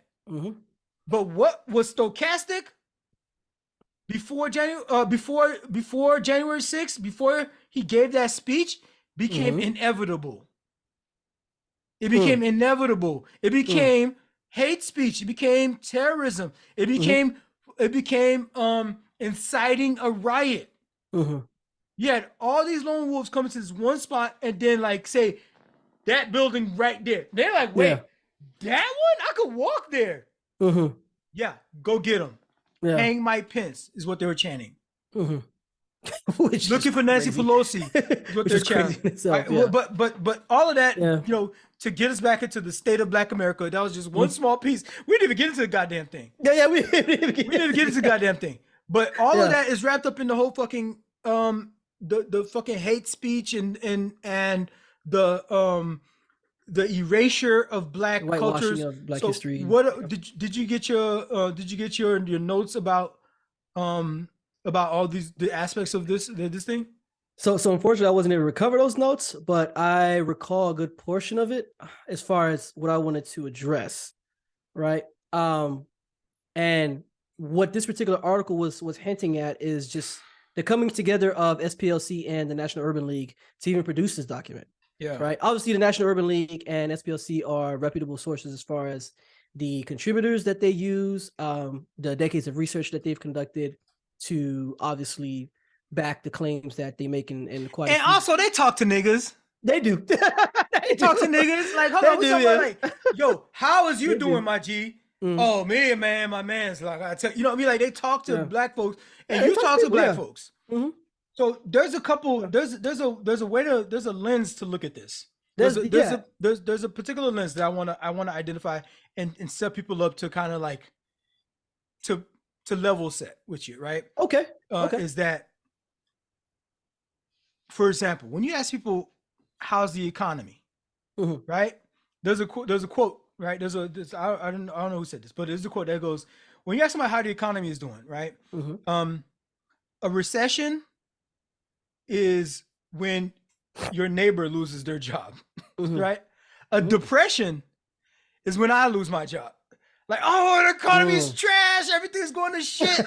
I lost my job. You know what I mean? Yeah. But like, if you still got your job, you're still kind of eating, you know, be like, you'd be like, oh man, my neighbor lost his job. I heard about it. It's kind of bad. It's kind of like people with these egg prices, right? People with these egg prices. They're like, fucking eggs cost how much? I'm like, I'm not a baker. I really don't eat eggs like that. You know what I mean? I've been trying to get on the substitute egg thing, but like, I don't know. I don't even really eat eggs like that. So like, eggs being expensive, like, you know what I'm talking about? Like, for somebody who's like talking about complaining about gas prices, like, these fucking gas, and somebody who bought a freaking a Prius a year ago is like, what gas prices? You know what I mean? So like, you know, it's all perspective. So when we're talking about, you know, this is research, and we're talking about statistics, and we're talking about probabilities, you know, we're talking about bigger picture. You have to look at, there is credit for the individual to be like, how are you doing, my guy? Oh, this was a great year for you. 2020 was good for you. Sure. You got boots on the ground individuals. Those are anecdotes, right? Yeah. But if we're talking about, there's another way to look at it as well as being like, let me step back and see how everybody else. There's a selfish way, and there's a macro cultural way, and that matters to the state of people that look like you. And here's one caveat that I would say. I don't even know if caveat's the right word for it, but here's one thing I'll add to that for the individual who thinks it's way more personal, is that you might be insulated now, whether it's your industry, whether it's your neighborhood, or maybe the type of job that you do, you know, you might be insulated now. But when we talk about the state of Black America, they will come for you soon if they're not coming for you now. Because if you don't have the personal experience yourself, I'm sure you hear tell. Somebody near and dear to you, somebody you know, right, is going through some shit in America. And they're wearing your skin color. So let's not rest on our laurels. We gotta keep our foot on the gas. Go ahead, Jeff. You were saying, sorry. Yeah. So essentially the article was also getting at just kind of like how this particular report comes together with the SPLC and National Urban League. Yeah. Just to obviously demonstrate the amount of work that was put into this report. There are about 16 contributors, and these are experts. These are from, I mean. So see what he's doing there, people? These going through the sources. That's called research properly. Yep. So place that you can go cite, right? And go look up and then find out their sources and their methodology. Yes. That's how you do research. So I just wanted to make sure to mention the credibility of the research that's being done here. These contributors are experts in their field or have quite a bit of experience in this particular area. You have, including people like Marcia Fudge, who's a U.S. Secretary for Housing and Urban Development. She's HUD. Know what she's talking Kristen about. Clark. Yeah, Kristen Clark, Assistant Attorney General for Civil Rights, and a guy that you might know that you've heard of before, U.S. Senator Cory Booker. And we know how. Regardless of what you think about Cory Booker, right? It's the man is accomplished. If you look at his credentials, he's accomplished. And he is talking about stuff that is in his. He's a Black man in Congress. Okay, he's talking about stuff that is in his bailiwick. All right, so. Like literally this is what he deals with on a daily basis. These are not to say that we'll accept any argument by authority, right? Sure. We're going to research his stuff, just like we did, and like you're going to do that. You're going to validate what he's saying if it's accurate and if it's like painting the right picture. That's part of doing the research, right? If you wanted easy sound bites or whatnot, you're gonna go along like lemmings, and you're gonna be fooled into doing what the fuck the powers to be want you to do because you're not properly vetting your sources and the research that you're doing. Yep, absolutely. I think that's a good point to add. One of the interesting things about this report is it's as it addresses anti-Semitism as a connective tissue, right, between hate groups that are otherwise seemingly unconnected, right? But apparently there is some connection here for anti. They will come together to fuck up some Jews and fuck up some niggas. That's what the translation is, all right? Yeah, basically. I'll put it in English for you, okay? If you see them coming for the Jews, and they present as white, present as white. Yeah. They coming for the Jews, nigga. And they say, so this is the other thing too. Like, why I don't understand with niggas, dog. Like, I'm going to this little sidebar here, dog. But like, black people who do not acknowledge the Holocaust. That's wild to me. Y'all niggas really think that niggas was cooking in Germany in 1940 something? And they, they were just fucking with the Jews? Y'all niggas really think that's how niggas was living? Like niggas was fine? Not in 1940s, Germany in the 40s? In 1940s. Best believe there was black people around there. There was black people all through Europe. All right, they don't show them in the movies that we watch. They don't show them all those history, biodocs and all that kind of stuff. You don't see them in the background. Even the servants they replace in these fucking biopics and all, so they make them white in the servants when they was niggas. All right? So if you think black folks was cooking and that they weren't freaking being gas chambered and fucking killed in freaking working camps and shit too, and y'all think that's they fight, nigga, they coming for you too. Black people are facing that everywhere in the world, even now. Yeah, even in France, Haitians are dealing with that. Yeah, but not even just Haitians, even black people in France. Black people in France, yeah. Y'all they got to be Haitians. It's a whole. You see what they did? You see what they did with Muslim people over there in France? And for years they've been making laws to completely isolate them and demonize them and otherize them in France. Yep. And France is one of the places I'd like to go live. But like, but there's no. That's why actually earlier about France, I was like, but like, it's everywhere you go. It's everywhere. Well, yeah, you go. sure. It's gonna be everywhere. If you black and breathing, bro, you a problem that has to be dealt with apparently. Yeah. Right. Which is what we see with the fucking kid knocking on the door of the wrong house because he's picking up his brothers. Man, that's so crazy, man. I mean, just black. That's just wearing black is already a crime. So be careful out here for real. Yeah, like black people, we gotta stay together. We can't be out here fancy raccooning. Yeah. You can't be out here fancy raccooning. You think you're safe in your own little cul-de-sac, but it's gonna come for you next. Are we done introducing this thing yet? So I could just fucking just talk about this thing real quick. Because I know you want to talk about, but it's just the couple quick things that I wanted to mention before you really get into it.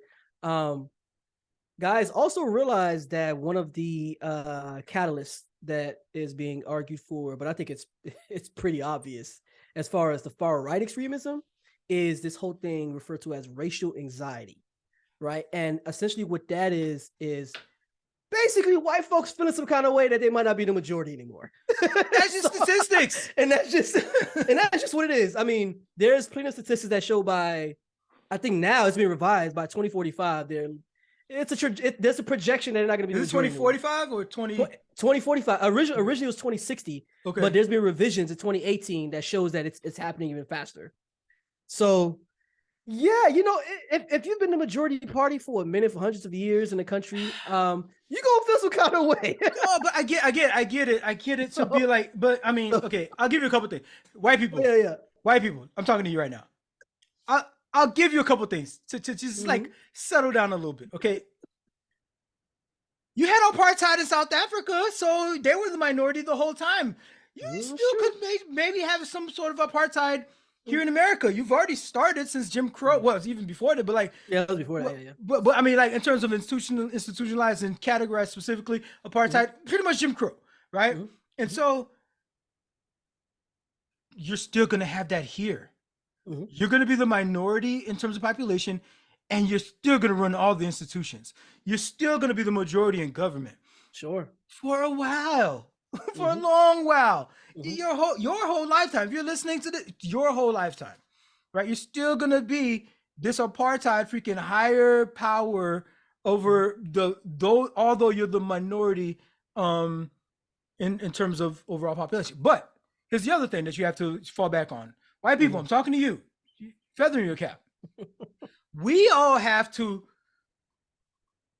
come together as a conglomerate, like the blacks, the Hispanics, and the Asians or something like that. You know what I mean? To get to your population size in terms of sheer numbers. It's not like all, because this is what I think. This is what I think some of these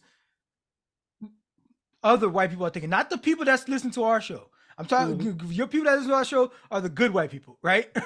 Yes. Good white folk, right? You ain't invited to the barbecue or nothing like that, but you're good white folk. We don't got you know what I mean? All right, let me just leave it there. But sometimes they envision it as I was going to say Invisalign, but then I was thinking Invisalign. Invisalign. What? Sometimes they Invisalign? Okay, I guess there's a line. There's an invisible line that they draw, right? Where they think like, not the niggas. Where I'm like, they might think that like it's gonna be all black people. It's gonna be like, oh, the country's about to be 51% black people. It's literally 40% black people, 13-14%. The black people population is gonna increase by like 1 or 2% over the next 15, 20 years, something like that, right? And then the Hispanic population will increase by 1 or 2%. And then the Asian population, and then like as these other minority populations increase themselves, the overall population of the country, just how statistics work, people. Right? Like people don't think about these statistics, how like they are with two things. We're talking about the percentage of the population, then we're talking about the total population, right? The actual total. Yep. So if the majority is 51% plus, right, is what the country was made of in terms of total number of white people, right? That number is going to cross that threshold to something like 49%, 48%, right? 49, 48%, while the rest, everybody who identifies outside of that, outside of that, make up the majority of the population. Here's another feather in your cap. I'll give you something else, white people. They're not gracious. You know what I'm saying? I'm loving all my white friends. You know, right now. Here's another thing. Here's another thing I'll give you. In that 48, 49%, no, I'm sorry, no, in that 51, that new 51%, you got a bunch of fancy raccoons.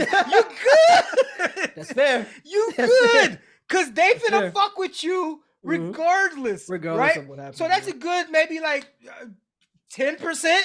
You know what I mean? You get 2-3% from the blacks. You get 1 or 2% from the Filipinos. You get 1% from the Native Americans who just like swear Thomas Jefferson or was right or some shit. You know, or you crazy. Get your you get your freaking Hispanics like the freaking George Zimmermans. You know what I mean? Like who just want to identify as white as much as they can, anyways. You know what I'm saying? You get them together. That's a good 10%. That's so you back, baby. You back at like 59%. You still good. Yeah, you still good. You back at it because remember we talked about before, even with the prison industrial complex, right? We got fancy raccoons in that bitch too. That's helping promote that shit. You know, that's helping kill niggas, just like these freaking the all the black cops. That beat up the one kid. That one guy. That one guy. I don't even remember his name. There's just so many names to remember. I'm sorry. Man, that's crazy. Yeah, I don't remember. I really just had one more point, and it was just lastly about the last thing that I mentioned as far as faith and resilience, as far as like obviously black churches and different faiths, as far as like synagogues, temples that are being targeted because of this rhetoric, because of these far right extremists. And obviously our educational system with different, with obviously CRT, because we mentioned CRT, and these are things that are being also obviously being opposed to being as a way of, you know, continuing to fuel that far right extremism to limit this type of information to be propagated. But what they would want to be propagated is obviously the extremism, right? So that's essentially what this particular report is going to be about. And of course, Darwin has already given us quite a bit of information from the report. Yeah, I pretty much covered all sides. With that being said, I'm gonna put the ball back into your court, bro. But it's called they titled it this year, and not to be alarmist. They're not trying to be alarmist at all. But it's called Democracy in Peril. Nigga. The whole democracy. Yeah. The whole democracy is in peril. Democracy, yeah. All right, so and the image accompanying it is maybe we could put the cover on the screen. The imagery is amazing. I like it as a piece of art, right?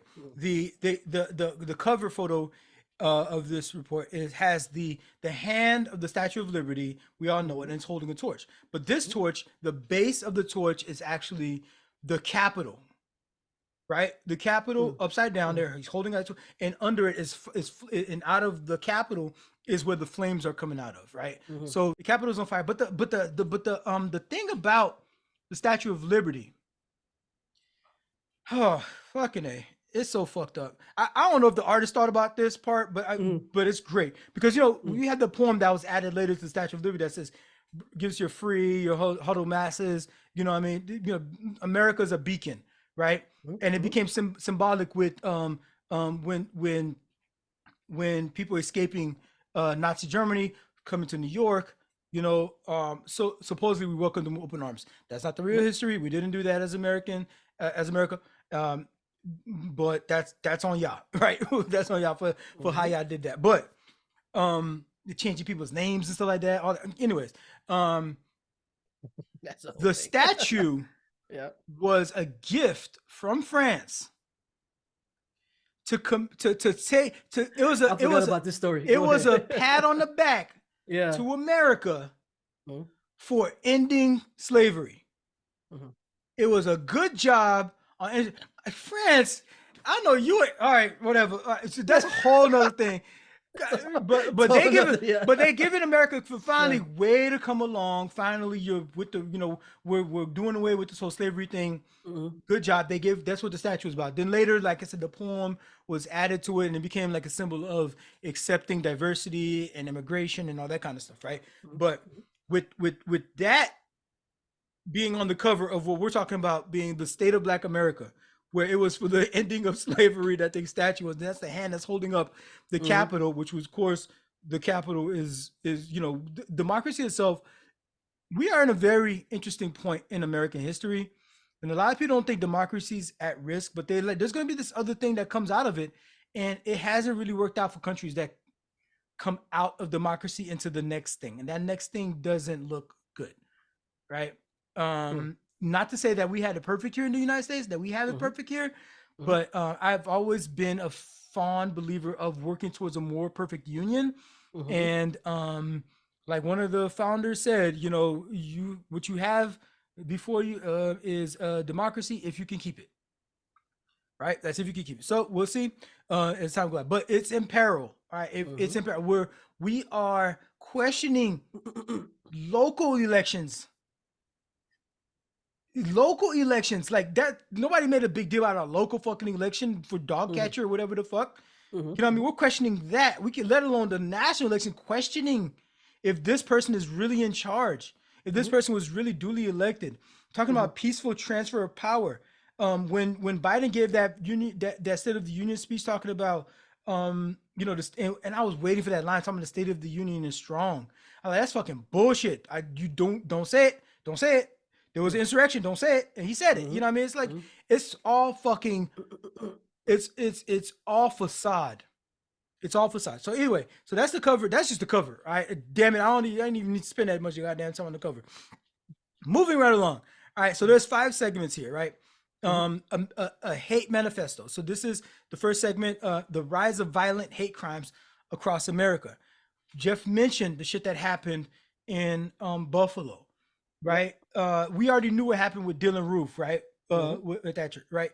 And and there's the different shootings in synagogues, right?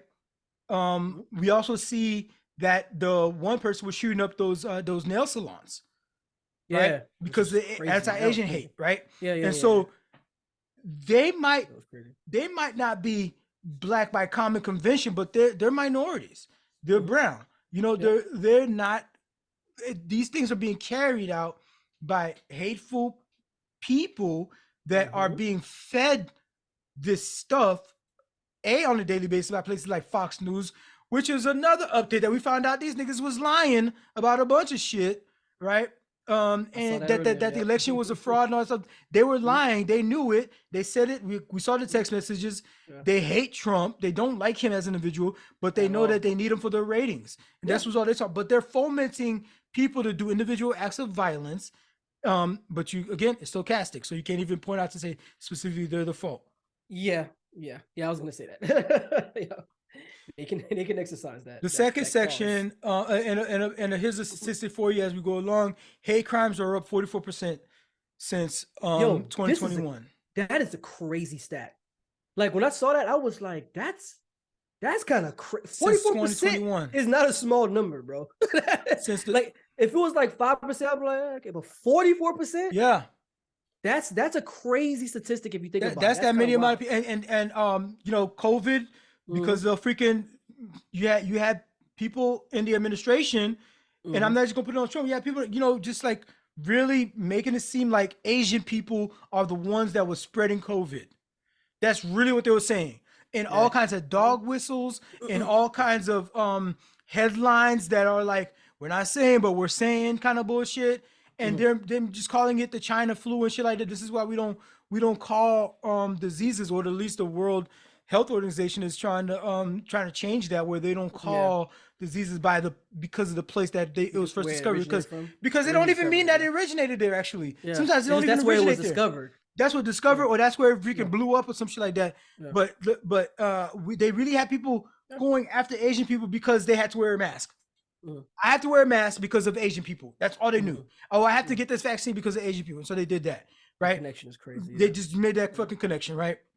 But this is the state of Black America, and we are a high proportion of that fucking population that the hate crime happens to, right? And so these are things that are classified as hate crimes. There's a second section, right? It was tracking a parental rights movement rooted in racism, right? the threat within education.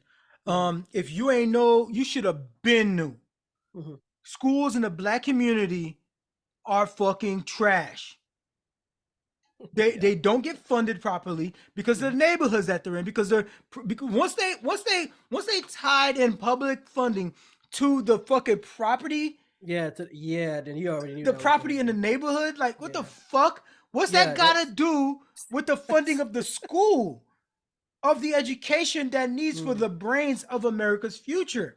You're gonna tie it into property value, and then you're gonna also redline the fuck out of us, and then also not give us the community resources in these communities for like grocery stores or libraries, which are publicly funded and access. You're gonna put a railroad with a busted ass fucking axle right through our neighborhoods, and that's highways to our neighborhoods. But then our property value goes down with all this shit, and then you're gonna say you're gonna fund the schools off of that, bro. When you look at the history, if you recall in your memory, if it ain't that fuzzy, you will see what the fucking origin story of this bullshit is.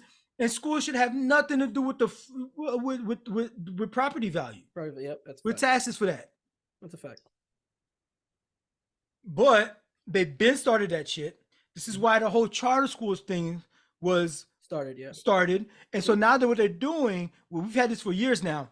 How you gonna have a whole private school? You're gonna title it a charter school, have your own curriculum. You could even have it religiously based if you want to, and also demand public dollars. So you're a public school with special entrance and attendance fees and criteria, and then use public dollars to fund it. You're pretty much just segregating a certain population away from the public school system. So you go ahead and start a charter school in the quote unquote low income areas. So that way you could filter out even in that area. We got a lot of those in DC. You could filter out who you do, the undesirables, so that if you happen to be living near that community, so you needed to have the access to a school in your neighborhood, you start a charter school and you make it it's pretty much a private school, but then you fucking demand public dollars. So the people that are paying whatever taxes they're paying to the public sector, which is already strapped for cash because the property value is low as fuck, and the public school in that area isn't getting properly funded. Now you're siphoning some of that off to pay for the fucking charter school. What the fuck? All that is, all those movements, all the homeschooling movements was started. And well, I wouldn't say it was started, but a lot of it has been accelerated by white people trying to get their white kids away from these poor schools, aka schools populated with black people. Now I'll say also this: I'm not gonna say it's where it started, because black people have been homeschooling for a while. Yes, black people have been homeschooling for a while too, because but the reason is the public education system has been failing black people and black kids systemically. For a while now, actually. Systemically, and it's on purpose. And they're making it even more blatant now with this whole fucking CRT bullshit. That's not even in elementary schools and not even in middle and high schools.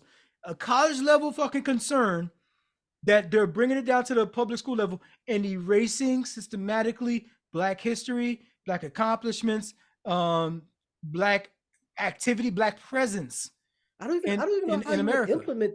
Like, how would you implement CRT at the grade school level? Because that topic is so it's really an advanced topic. Like, but they've been distilled it down. When they took it down to high school, when they took away AP in the AP course in high school. Yeah. I mean, because I took like AP. I guarantee you that AP course was not covering the stuff they covered in CRT. No, it definitely wasn't. Not when I was there. And so then, wasn't covering that. And so then, when you go down to the middle school level and you take away Langston Hughes, you take away talking about Harriet Tubman, you take away Frederick Douglass from the middle school. You know what I mean? Thurgood Marshall from the middle schools. You're distilling it down even further. And then you go down to elementary school where the story about that the first black girl that incorporated a black school, I can't believe I forgot her name.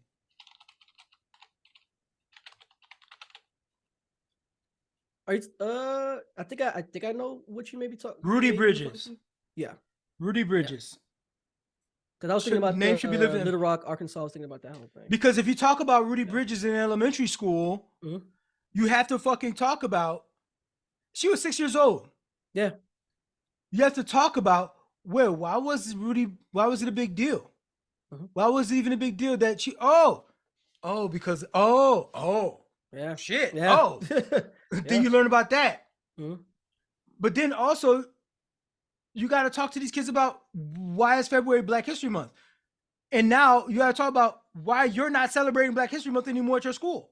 And that you could do in elementary school. Okay. You could easily and that's all CRT. That's all it is. Because they want to erase black people. Right? They want to erase blackness. Because black life does not matter, really. If it mattered, it would be like we wouldn't have to say it out loud. Right? It'd just be like that's a given. You know when you get a given, when you do a proof in geometry, when you do a geometry, it's a given. You don't even it's obvious. But no, it's not obvious. Yeah. It's not obvious in this country, and everything that's structured is not making it up. Continuing. So that's just in education, right? And so the whole thing that's been going on is about there's this whole parents' rights movement, right? And that's what's got them bringing the CRT into the conversation about CRT into these schools, because hey, parents know better than to teach this child about the true history of America. Oh, that's too hard for them right now. They're young. They tell you that about elementary school, but then by the time they're in high school, they're like, oh, they could learn about that in college. They'll push it off. That's what it is. But it's all about parents' rights. The third, this parents' rights movement, though, it's saying, the article is saying that it's largely rooted in obviously far right extremism, and that type of ideology. My only thing with that is I'm a firm believer that a parent should be responsible for obviously their child's education. I'm a firm but why are you at the school board meeting then? Right, telling how we should make the curriculum. Right. So I was gonna say that. Yeah, I was gonna say that. But at the same time, with that being said, you have to determine, okay, how are you going to educate your child? If it's public school, then you got to deal with what that comes with. Yeah. If it's private school, then you go there. You have more say, obviously, because their curriculums are customized because it's a private school. But if you're homeschooling, then you have obviously the entire control over that. So it does depend on where you plant your child as far as education. So a lot of people here have read The Color Purple when they was in high school. It might have been a book that was assigned like maybe junior or senior year, probably, because it's a heavy it's not easy. Yeah. It's not easy. I mean, even like books like To Kill a Mockingbird, some of those books like 20 Horse and all, some of those books you had to read. Those books are being banned. Yeah, that's crazy. I remember reading all of those. Specifically banned. And so now you're saying you're black. And these were books that were assigned to you as coursework from the school. Yeah. Right? Yeah. You now are a parent, you're black in America, and you're thinking like, oh no, I'm fine. I can teach my kids whatever. You know what I mean? I'm good. I don't care about what the school does. Right? Even if let's say you're not homeschooling. But like,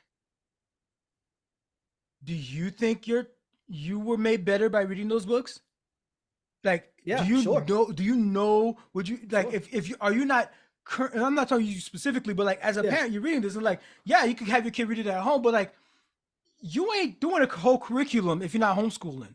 You ain't doing a whole curriculum for your kids. Like, you aren't going to remember, there was this one book I read freaking 20 years ago that matters now, that I read then I should have my child read now, or there's this one project that I worked, like, no, you ain't thinking of the intricacies like that. You raise and groom this child, you know what I mean, in the broad strokes, and you're involved as much as you can on the details here and there, but there's just some things that like, you think like they're going to go into the world and be like, you're going to go to a school and school's going to cover a lot of this generalized stuff. Like, these people weren't indentured. So you didn't think you had to explain to your kid that slaves are not indentured servants.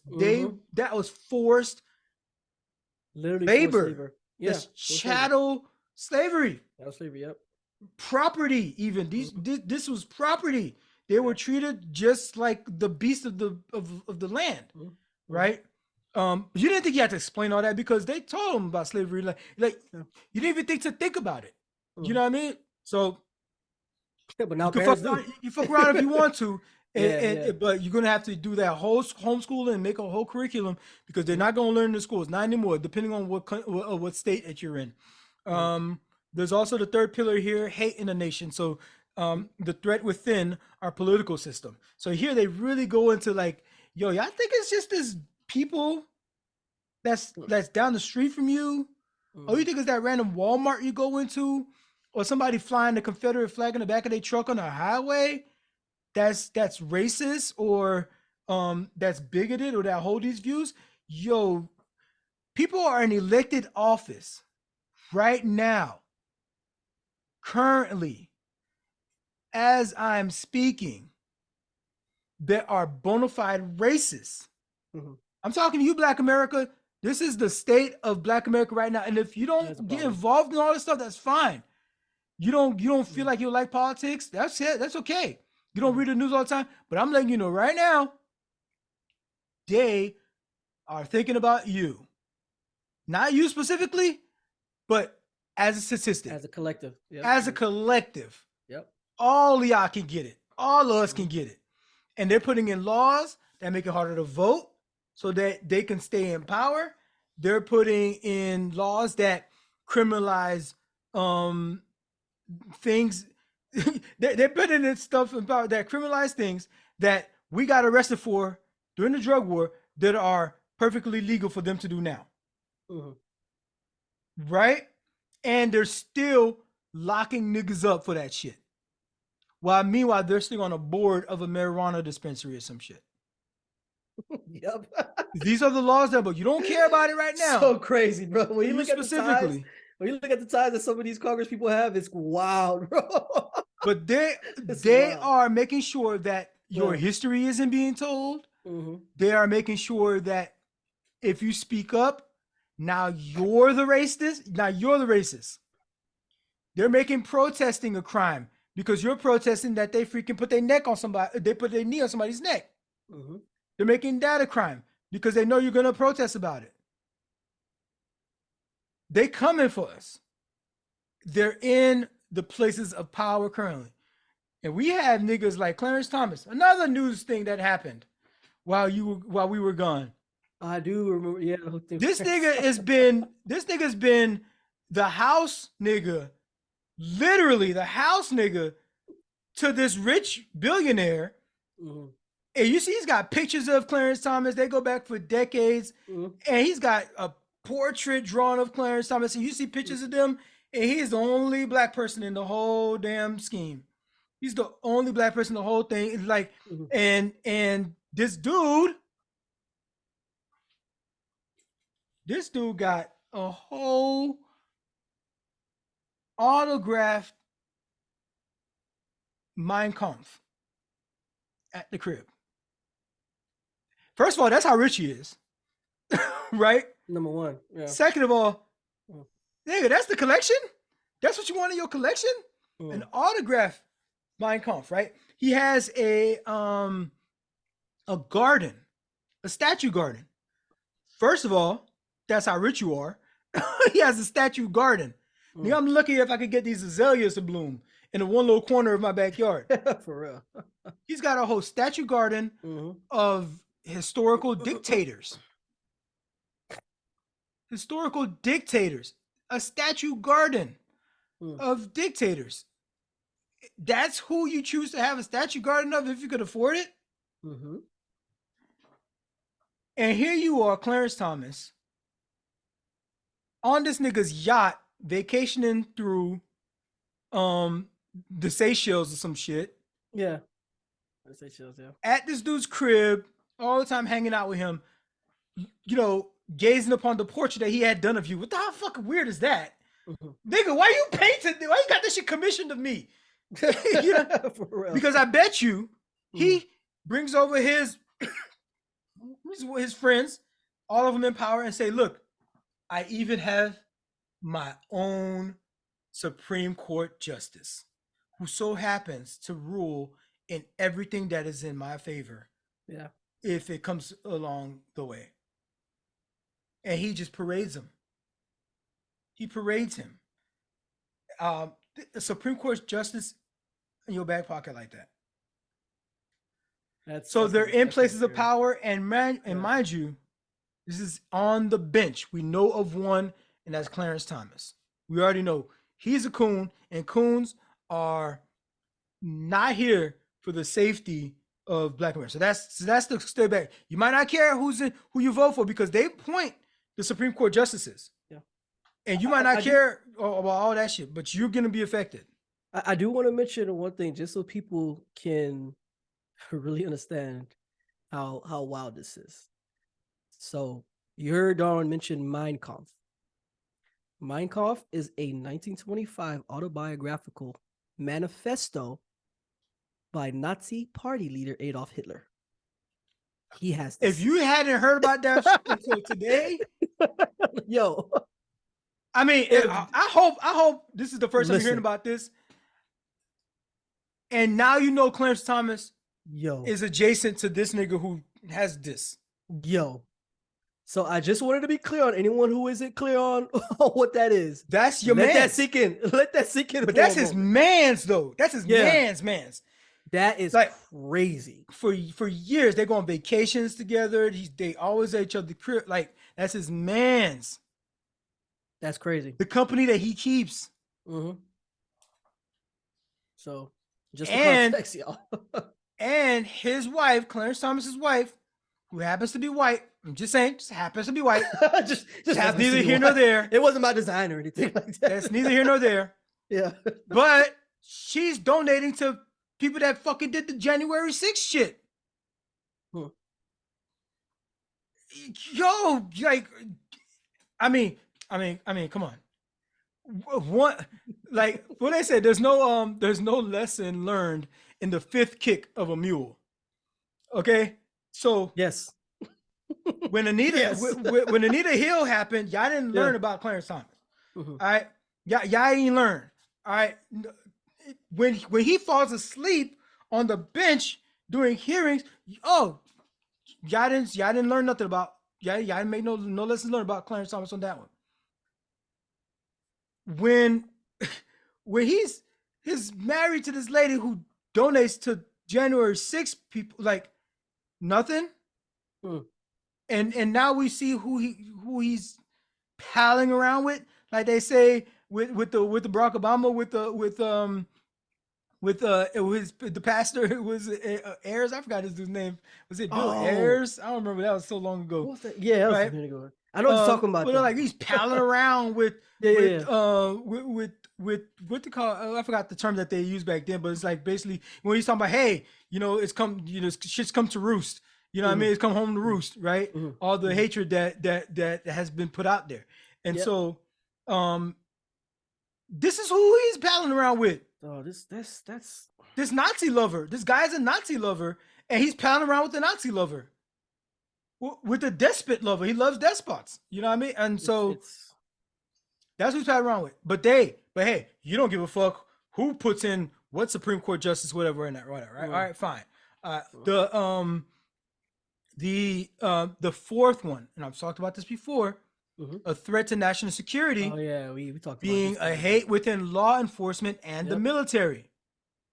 Yeah. All right. Law enforcement's being recruited. They've been recruiting. Bro, first of all, law enforcement started off. Yeah, we all with know freaking slave capturing, right? This is what it was all about. Right. Who also they also use black folks too. So. Yeah. Yeah. And so we saw the one story already, black people will hurt other black people to uphold white supremacy. Absolutely. And I will tell you firsthand in the military. I had an incident with a guy that I had to chin. I didn't have to chin check. I ain't gonna say that. I had to chin check, but I had to check him. Yeah. I had to check the dude because I was like, I didn't have feelings, but I was like, and I got written up because I was lower rank. And so part of it could be like, oh, maybe this dude just think he's a higher rank. But there was just, because people with higher ranks in the military, they act a particular way. Yeah. But it was a certain way like I'm used to, you know what I mean? Fine. You know what I mean? There's the hierarchy. But then there's some ways that brother was coming that was like, my man's, yo, who the fuck you think you talking to? Like, I'm a reservist, my guy. This ain't my primary job. This is yours. Yeah. This is yours. You know, I'm a reservist right now. Like, you know, I got a full-time job. I don't need this shit, so we could take it there. You know, so you know, and he spun the story and all that kind of stuff. That he really didn't spin it because I really did come at him. And so I got written up. And so I came at him because and he had the whole plausible deniability kind of bullshit. Yeah. But like I know probably doing the whole victim thing kind of. It's like, bro, he's like I was doing nothing out of the ordinary for what it was. And I was like, but you had to be there though. Yeah, like, right, exactly. But all right, whatever, you know, that's fine. I got written up for that shit, but it's in our military, and it ain't the first time. Oh yeah, sure, of course. It ain't the first time that like not not in terms of that acutely to me, but like I'm in the military and I'm in these ranks and I'm in these conversations and I'm seeing who's doing what and who's talking how, and I'm like, oh, that's what's happening over there. All right, so boom, so like I see it, and I was aware of it, but then the one incident happened to me, and you know, that was that. But it's in our military. They're recruiting specifically for preparing for some sort of fucking race war or some shit. And then of course, trying to incite one, or and even like in the police departments, we've been doing this. There's gangs. Specifically in LA and in other and across the country, they have tattoos, they have fraternities that they freaking identify this particular way, right? And then and a lot of them on the weekends they put a hoodie on, and that hoodie is all white and it has eye holes so for them to see through. The last pillar is a divided state of America. It's a surge in divisive policies, and so we just talked about CRT and we talked about a lot of these rules that when people were allowed to get back their voting rights and things like that, they can't because they didn't pay off some random fee, because turns out a lot of them was going to, you know, or black people that are now getting their rights back are not being denied the right to vote because they're probably going to vote for the Democratic Party. And also, I will say this, the Democratic Party is not your friend if you're black in America. Take a lesson. I've been saying that for a while. But I will say this: use what party you have to for your safety and the well-being of your community. So I agree. Whoever doing what for your safety and your community, people that look like you, then you vote, you know, according to what the policy they put out. You pick and choose whatever one you want to do, wherever you're at. But we're not prisoners to the Democratic Party, because the Democratic Party is complacent in this shit because they're not really trying to like stop this shit from happening. What they're doing is they're trying to slow it down so it don't be as bad. They're trying to help here and there, and they're nipping at the corners. They don't see these dangers as existential, but because they don't see it as, there's not a purpose necessarily. They just don't see it as existential to the existence of the. This thing is titled Peril. This is democracy in peril. The whole democracy. This doesn't say Black America's in peril. This is the whole democracy's in peril. Right? If white supremacy wins, right, the backbone of it all is equal justice under the law, right? Is all men are created equal. That's all democracy. If democracy fails, when we know that, oh, these people are definitely not equal, once we start that shit, which we've been started, but once we become encased in law, which is they're getting there. Once it becomes encased in law, then we lose democracy. And we lose democracy, you think you might be okay with what's on the other side.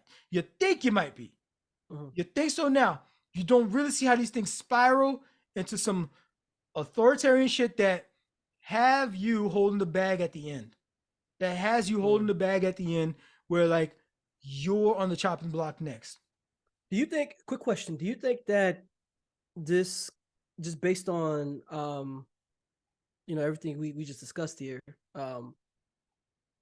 is it turning into, because I kind of have my own kind of theories on this, but do you think it's turning into something entirely new as far as governing, or just another phase of, like you say, an authoritarian government? We haven't been in an authoritarian government. Yeah, exactly. We never have been that, but I'm just saying, like, do you think it's transitioning into that or something entirely new? That's the question. I'm gonna tell you like this. We have a person in Donald Trump who has all the tendencies for a precursor to an authoritarian ruler. The Republican Party is completely captivated with him, even though I wouldn't say the whole party, but I would say the whole party, because the stamp of approval at the end is who gets the nomination. That's it. It doesn't matter who's against it, who gets the nomination. And they look like very prime to nominate him again. And they already control the House of Representatives. For the sake of power, even those the people that aren't completely on his bandwagon, but they know they're in that party, they will vote. They will allow him to go in. They will vote him in. They will vote for him in the next election. They control the Senate. If they can't control the Senate. It sounds so crazy. I know it's gonna sound crazy. Bro, they could change fucking laws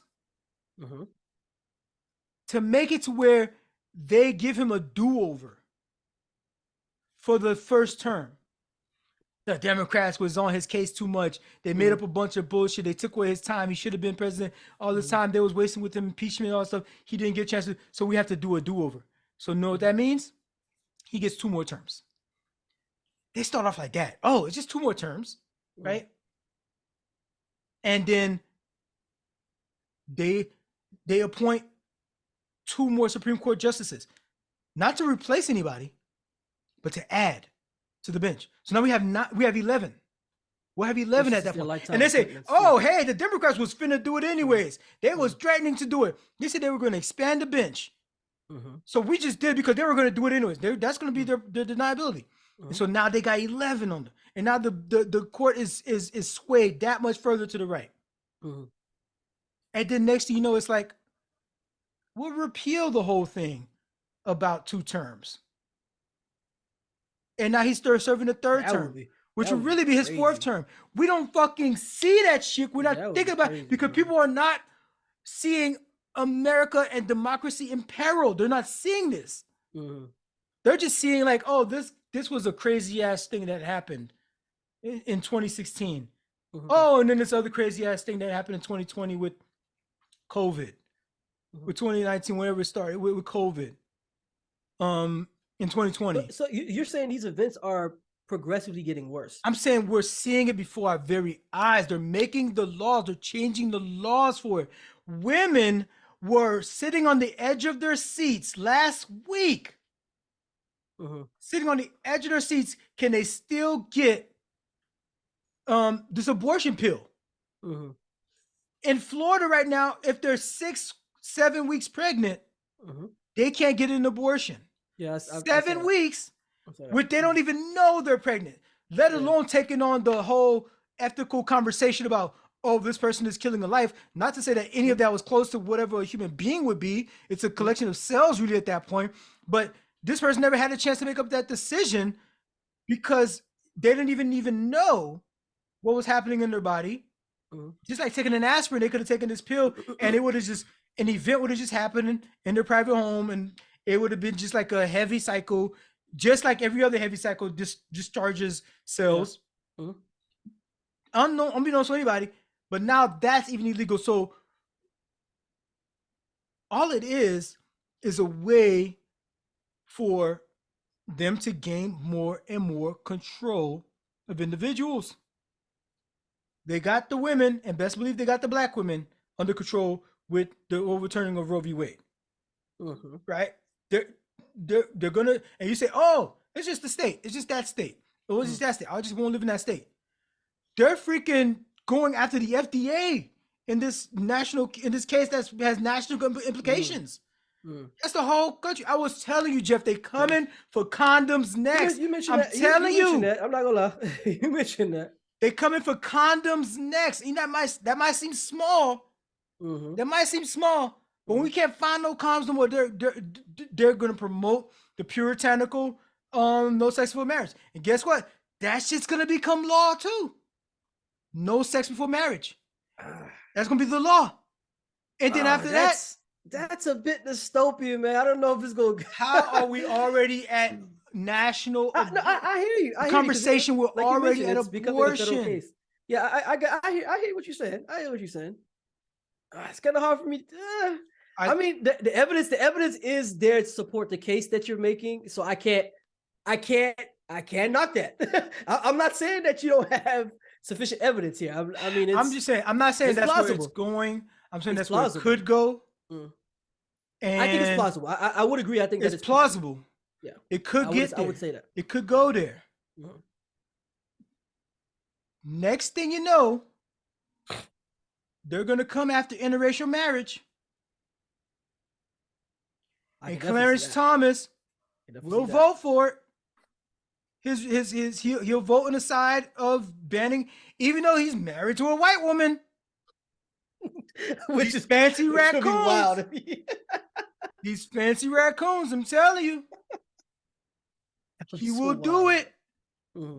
That's Loving v. Virginia. I think that was that case. That's what, it was that case. Yep. It's slowly but surely, white supremacy is going to try to filter itself out. The way for y'all nigga, I told you about that filter before. You ain't get caught yet, but they trying to weed niggas out. But the trajectory, right, of the majority becoming the minority. Wouldn't you say that would throw a bit of a monkey wrench? No, because we already have apartheid that happened. Okay. We like systemic law-abiding This was like the law. So it was law-abiding apartheid. And so we've seen it already. Yeah, we've seen it already. So I will conclude all of this. I will conclude all this. I have a finish line for all of this.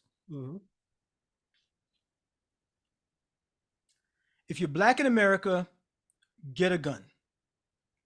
If you're black in America, legally, I ain't even mad at it. Legally, obviously, and get the training.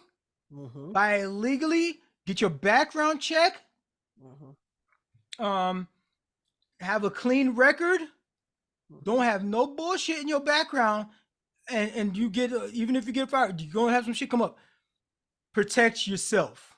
Yeah. Always protect yourself for sure. Protect yourself. That's something I always stand by. Protect yourself at all costs. I am for. Let me put this. Let me. I'm gonna put my stake in the ground. I am for. We talked about mass shootings. All right, and a lot of those mass shootings are happening in communities of color.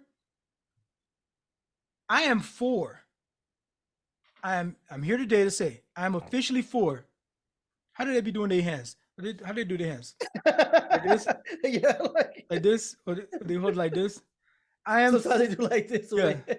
I am. If you're listening to me, that's the one. I will tell you. Yeah. That I am here saying today that I am absolutely for an assault weapons ban. Okay. An assault weapons ban in America. I am here for it. With one stipulation. You first. Right. Big first. I'm gonna let all y'all first. Black people, don't be first in line for that shit. Absolutely not. Black people, if they got a freaking buyback program, don't be first in line for that shit. Y'all first. I'm for it. All for it. I'm gonna give it up. But y'all first. Straight up.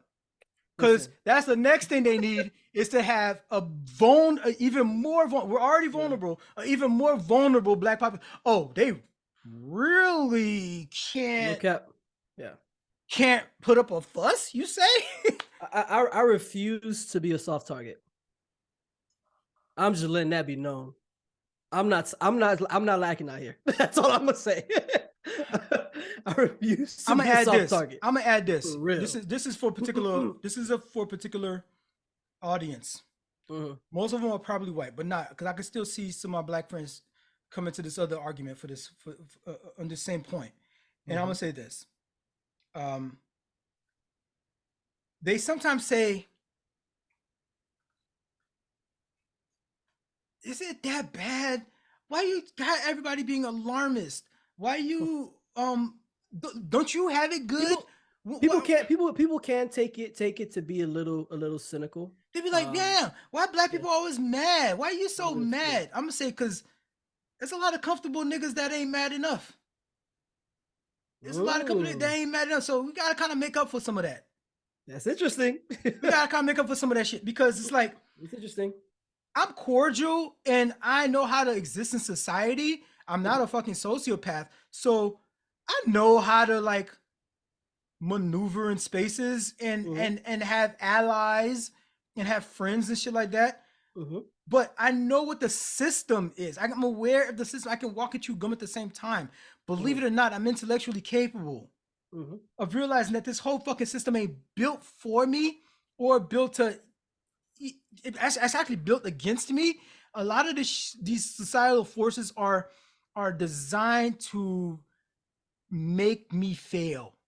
I think that, and I think that's a very good point. I think that the more specifically Black Americans are aware of these systems, and how to navigate these systems, understand them, and how to leverage them to be in the best position possible to whether that's protect yourself or progress forward or just to have the upper hand. Yeah. Right. It's my brother and I, we behoove you to do so. Right. Because I'm not even saying have the upper hand. I'm saying defensive positions. No, defensive positions. Yeah. You know, that's all I'm saying. But anyone that knows, it's always better to be proactive than reactive. So that's why I'm saying that's why I mentioned awareness. That's why I say awareness, because awareness is being proactive. Like it's awareness of these systems. That's what I'm saying. I'll say that's proactive. It's just being awareness. That's the level of proactivity that I would be advocating. Yes, absolutely. It's just being aware. Being aware for sure. And you know what? Sometimes it's like some white people might say too, like, oh, my such and such friend, or I have these other Black friends that like that don't talk about this, that I never hear anything about this from them or whatever. Like, that's, you know why? Because we hear about it amongst each other. This isn't these conversations we know ain't gonna go well with our white friends. It just don't. You know what I mean? First of all, just to get them to accept white privilege, the term white privilege, it took a decade for that shit. Which is so crazy. It took a decade for that to be like, okay, I'm not saying this about that, and I'm not saying every white person. I'm like, bro, we had to like break that shit down for a decade. I don't even try to have. I try not to even have those conversations because because the energy that it takes for me to even like explain, get you to like to explain. Okay, what do I mean by Black Lives Matter? Fuck, like, you don't get it though. I got like when I say I'm not saying your life doesn't matter. Like, I gotta really break it down, do all this stuff, right? So all of this, I know it ain't for y'all, right? But for the Black people, listen, this is the conversation we know we have amongst each other, right? And when you see us kikiing in front of you, and we're just talking about the weather or whatever the fuck, because we like, okay, no, I can compartmentalize. I know what this space is, and I know how to live in this space. But best believe it's like black noise or white noise, if you will. It's like white noise in the background. It's white noise in the background that we're tunely aware of. After we finish this conversation with you, we're gonna walk into the McDonald's and they're gonna serve the other person before they serve us, or we're gonna go to try to grab a cab and the cab just flies by us, or you know, somebody closes the elevator before we get into it, somebody grabs their purse a particular way, just like, you know what I mean, because I'm walking up the street from like, we're always made aware of our Blackness and our difference, regardless if we're looking for it or not. We're looking for it or not. Because I've definitely had those experiences. I'm just like, really? So I'm in a suit. Yeah, for sure. No, so if you see a Black person smiling near you, know that they've been through some shit. Yeah. We just know how to fucking coexist with the shit at this point. Yeah. Another thing, all Black people get therapy.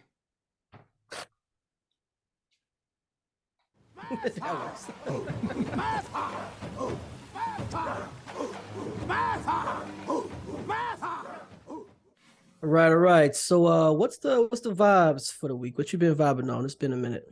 Well, yes, it has been a minute. So we gotta catch up on all the other shit that we kind of put out. So if you follow us on the socials, you know, particularly on TikTok, you know, we always drop the vibes on Saturdays to see what, you know, what's going on for that weekend. So a couple of ones that we had during our break.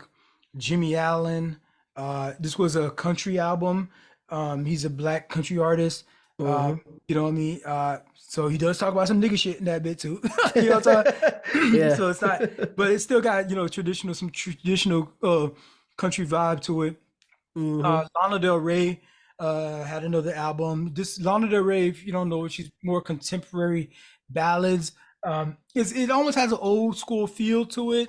You know, she's swooning through these songs, and you know, it's a lot of like the melodic kind of music in the background, but it's a easy listening. It's like easy listening with Lana Del Rey. Nobody's gonna be dancing or bobbing their heads or any of Lana Del Rey. So you gotta be in a particular vibe for that. So that was a couple weeks back.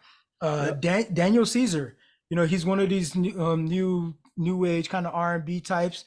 You know, if you listen to these, I don't know, sometimes like they mixing, like sometimes like where the line is drawn between hip hop artists and R&B artists, it's kind of blurry right about these days. You know, you might have had like a rapper that will feature somebody doing some R&B, or maybe you have like a rapper that would do a chorus kind of R&B. It's like a Ja Rule or something like that. That, you know, but like having like melodic verses, you know what I mean? It's like just new age kind of thing. But I'm pretty sure he's a singer, but it's some of his, you know, parts of his songs sound more like rapping kind of thing. You know how they do it now, but he's mostly a singer. Black Thought dropped another album. Legendary. Anything that he ever drops, you know, go copy it. Now I had a little problem with this freaking album because the damn thing wasn't loading. I saw it on my. Where did you get it from? Like on YouTube or loading where? So on what platform? I use YouTube Music. Okay. But from like 2 weeks ago, I was trying to get on this joint. It's called Glorious Game. Right. 2 weeks ago, I was trying to get on this album, and like it showed the whole list of the songs, the track list, but like only like 4 of them will play. Right. So sometimes artists might release singles, right? So you see a single here and a single there, but they won't list it and present it as if it's the whole album, right? You'll just see the single in and of itself. Yeah. This thing we listen. So the week before, it allowed me to play the whole track list like 2 times. I went back to a 3rd time, the fucking other songs are gone. Again, they show it, but it's grayed out. So finally, the whole thing was put out, I think officially. It was like an early release of some shit. Maybe something happened with the system where they were posting it, but it's up. I almost started fucking sending an email or a tweet really? to the man's like G or him or L. Michaels, who's the producer on here. It sounds like L. Michaels like affair. YouTube thing. Do you think it could have been like a YouTube thing? I don't know. Maybe I ain't checked no other platform, but it's finally up. You know, and he's got, you know, bars as usual. You know what I mean? Quintessential fucking lyricist. He was born for this, like rap. This happened to come along. He would have been doing this if rap was never invented. You'd just been talking to niggas like that in the boardroom. You know what I mean? That would have just been thought. Just like, so another one is Kara Jackson. Man, that Kara Jackson. How would you describe black folk? So, you know, like folk music, folk music, you got your banjo or you even have like your Spanish guitar or your and country kind of thing. You know what I mean? It's like folk music, but it's black. She's talking about black stuff. She has a black femme perspective in this joint, and it's soulful. Black folk is definitely soulful. You know what I mean? Yeah, I expect that. Yep. It's adjacent to that. Okay. So those were all the ones that we missed while we were gone. But for this episode, folks, go out and check L.A.X's new album, No Bad Vibes. It's an Afrobeat album. L.A. is from Lagos, right? And he's been in other songs. You might have heard him before.Maybe you don't remember. He was WizKid.